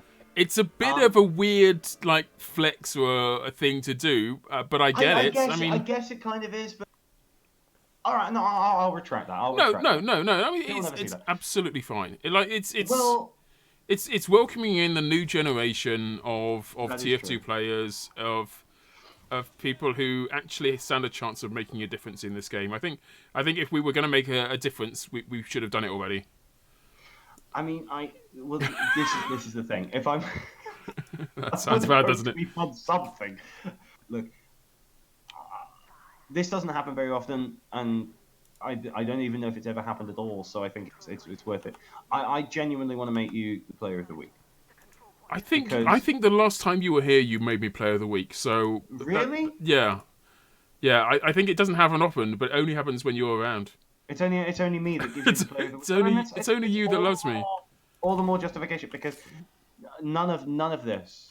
Okay, using just tonight, obviously clearly wouldn't have happened if you weren't here. If you weren't here, then unfortunately, if you hadn't been a part of all of Critscast, I don't think we would have continued up until the point that I stepped away, and Critscast certainly wouldn't have continued after I stepped away. It probably would have been. It probably would have been. Say quite frankly, because I would have been like, well, I have to shoot this horse in the head to be able to walk away. You have been here since day one, literally the very first episode. I think even before. Okay, Alex Legion, aggro. Aggro is always player of the week according to Alex Legion in chat, in game. I mean, if I was. I don't know. I mean, maybe you can say it's a meme or it's a thing over and over. You are an astonishing person involved in this community. Like you've kept this going, and everything that I've heard, what you've been up to, been pushing it in the right direction and not just continuing the path that we had already done and being like, I'm just going to keep doing the same old. Yeah. You know, you've dynamically changed and pushed forward. However, if you want to take it outside of that range, I've got to say the first person that jumped into the server that really took my breath away to be like, oh my god, you're still wanting to be a part of this. That makes it sound like it's a bad thing, but was Save Us. Quite sure. Hey, look, I was like, look. It's a weird one. I mean, I know. Thank you first of all for trying to give me player of the week. That's really sweet of you. And I'll admit that I actually genuinely thought, well, I should make you player of the week because, I mean, like, I think it's a rare thing to be able to identify, and I say this a lot when I'm talking to people or interviewing other people. Is like how do you know when you succeeded? How do you know when you failed? And being able to identify when things are not going the way that they should do, to be able to step out of that situation that you're currently in, make a dramatic difference to your entire life, and let the things that are failing, things that are not working, let them fall away, and actually really make a change. That is such a courageous action, and I think that you're pretty much the epitome of being able to say, I've achieved what I've achieved. I'm glad that it happened, but it's no longer for me. What else is there in the world? What else can I be? Who else can I be? Who else can I interact with? And I think that you embody that feeling of progression. Which so often so many of us fail at. So for me, you stand head and shoulders above many of the people who've stuck with it through thick and thin, despite the fact that their time to leave arrived and passed them by a long time ago. So that is actually something to be heralded. But you. Thank you. That actually means quite a lot because that can be an argument of perspective because there are some people who go, well, why aren't you sticking? But each person is an individual, and we all have our own. I don't want to say limits because that makes it that implies. So I've just taken a screenshot of your corpse getting flown against the wall, so I'm quite happy. Yeah. Thank you. No worries, no worries. Any second, any day. I mean, I like That means with, a lot to me. That really does. okay, without us getting too sticky on this, I kind of want to give a shout out to Savers. Like the Savers, for those who don't know, or people are dropping the gifts. There's the gifting happening. Yeah, so for those who don't know, Saver626, who is in game with us right now, he is an individual that was there like for a very long time with Clan Vengeance, supported Critscast both fiscally and yeah, good point actually. And physically, like he often made an overwhelming attempt to try and be here, despite a role in defense of his country. That would have him removed from the internet for extended periods of time. Someone who never made it to LAN, certainly at Insomnia, at the times when we were going to be there on Force, but always made his presence felt. And so having him drop into the server and hang out with us, and it was, I think it's the first person who said hello in our YouTube chat, and just enormously pleased to have had the opportunity to know him for this period. I'm welling up. I'm sorry, I'm going to cry if I'm not careful. So I kind of expected that there would be some, because like sniffs. It's there was going to be some sniffs, because I didn't just work with you. We were good friends. Like, and I feel really, like I said, I with an explanation effectively, and I feel really, really bad that it took to get to it. But, we weren't just people who worked together on a little project. We were friends, you and me. Like, we've had multiple different events that we were spending together. Like, when we went to go see Boobies, like we spent like a whole day in the car just like chilling together. It's like we went on. God damn it, we went on a road Belgium. trip. We went on a sodding road trip, man. That is hardcore. Premise. Yeah. So. And like, your screen got destroyed and had to be replaced. Got horrendously wrecked. Yeah. I was driving down the road. I don't know what. Even before you arrived at my house, you arrived and said, "I'm sorry, I can't do this. My screen's been destroyed." And I'm like, "That's no excuse. That's my chance to see boobies. Screw you." Because I messaged you on the way. I'm like, it's wrecked. Like I need to find something. It's not going to be that bad. Can we fix it with duct tape? No, we really can't fix it with duct tape. They probably wouldn't let us into the country if we tried. Right. So I guess I'm going to call it to Savers, and really to anyone who's been here through thick and thin and stays. And there's so many people in the Critscast community. I can shout you a few names if you want. Even Donkey, Nospafosh, and Loic. There are some awesome people who are part of this community right now. That are incredibly awesome human beings and individuals, and I think I'm going to let Savers be the banner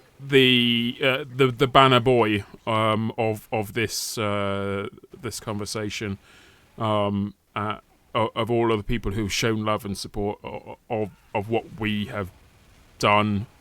This love fest. Yeah, I know it is turning into this, and as I say, I promised I wouldn't cry. I'm not. I definitely promised before I opened this bottle of vodka that I wouldn't cry, but I'm not sure I can promise as much afterwards. I'm not gonna lie. It is good vodka, but I blame Russia for that entirely. So you're welcome. I'm going to press the I will take button, responsibility. and I'm going to use the word Savers when I press the button. But really, I mean all of you. So here we go. Congratulations to Savers, stroke all of you. You are all in my heart players of the week.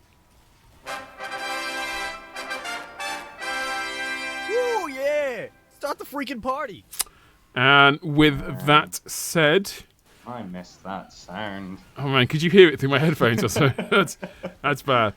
So with that sound being played, we're donezo.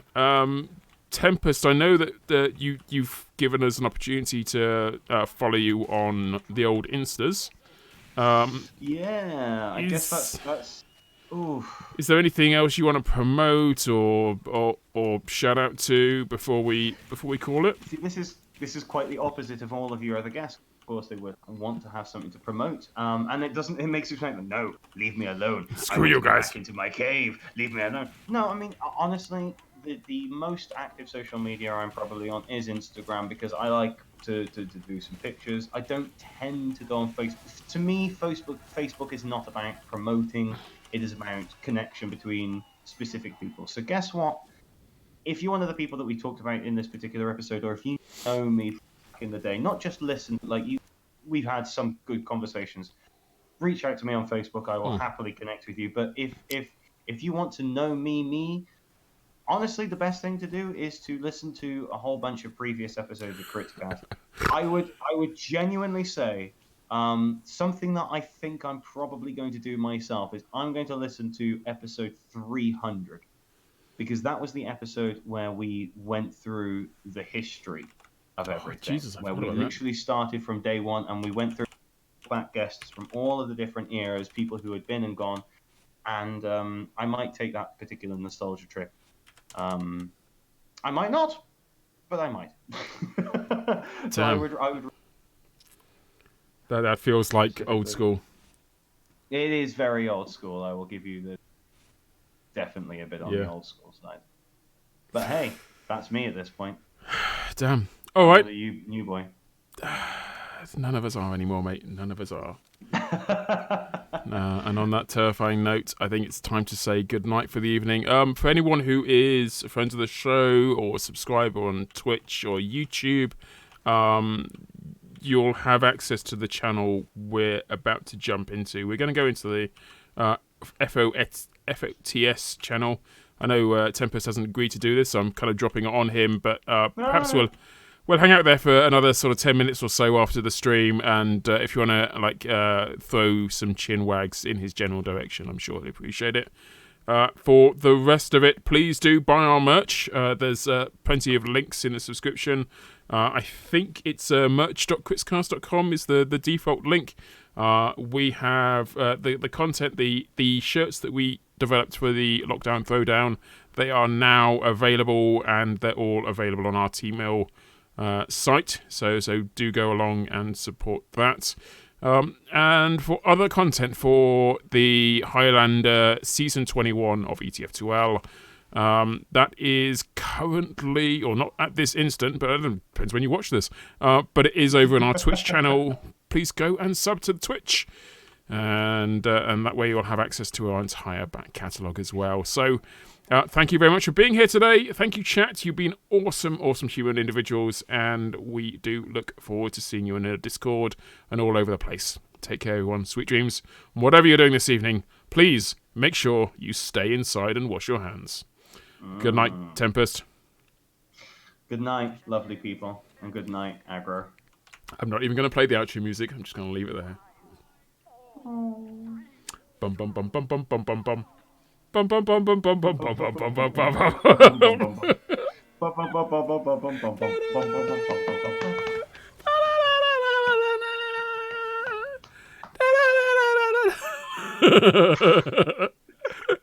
Oi oi oi.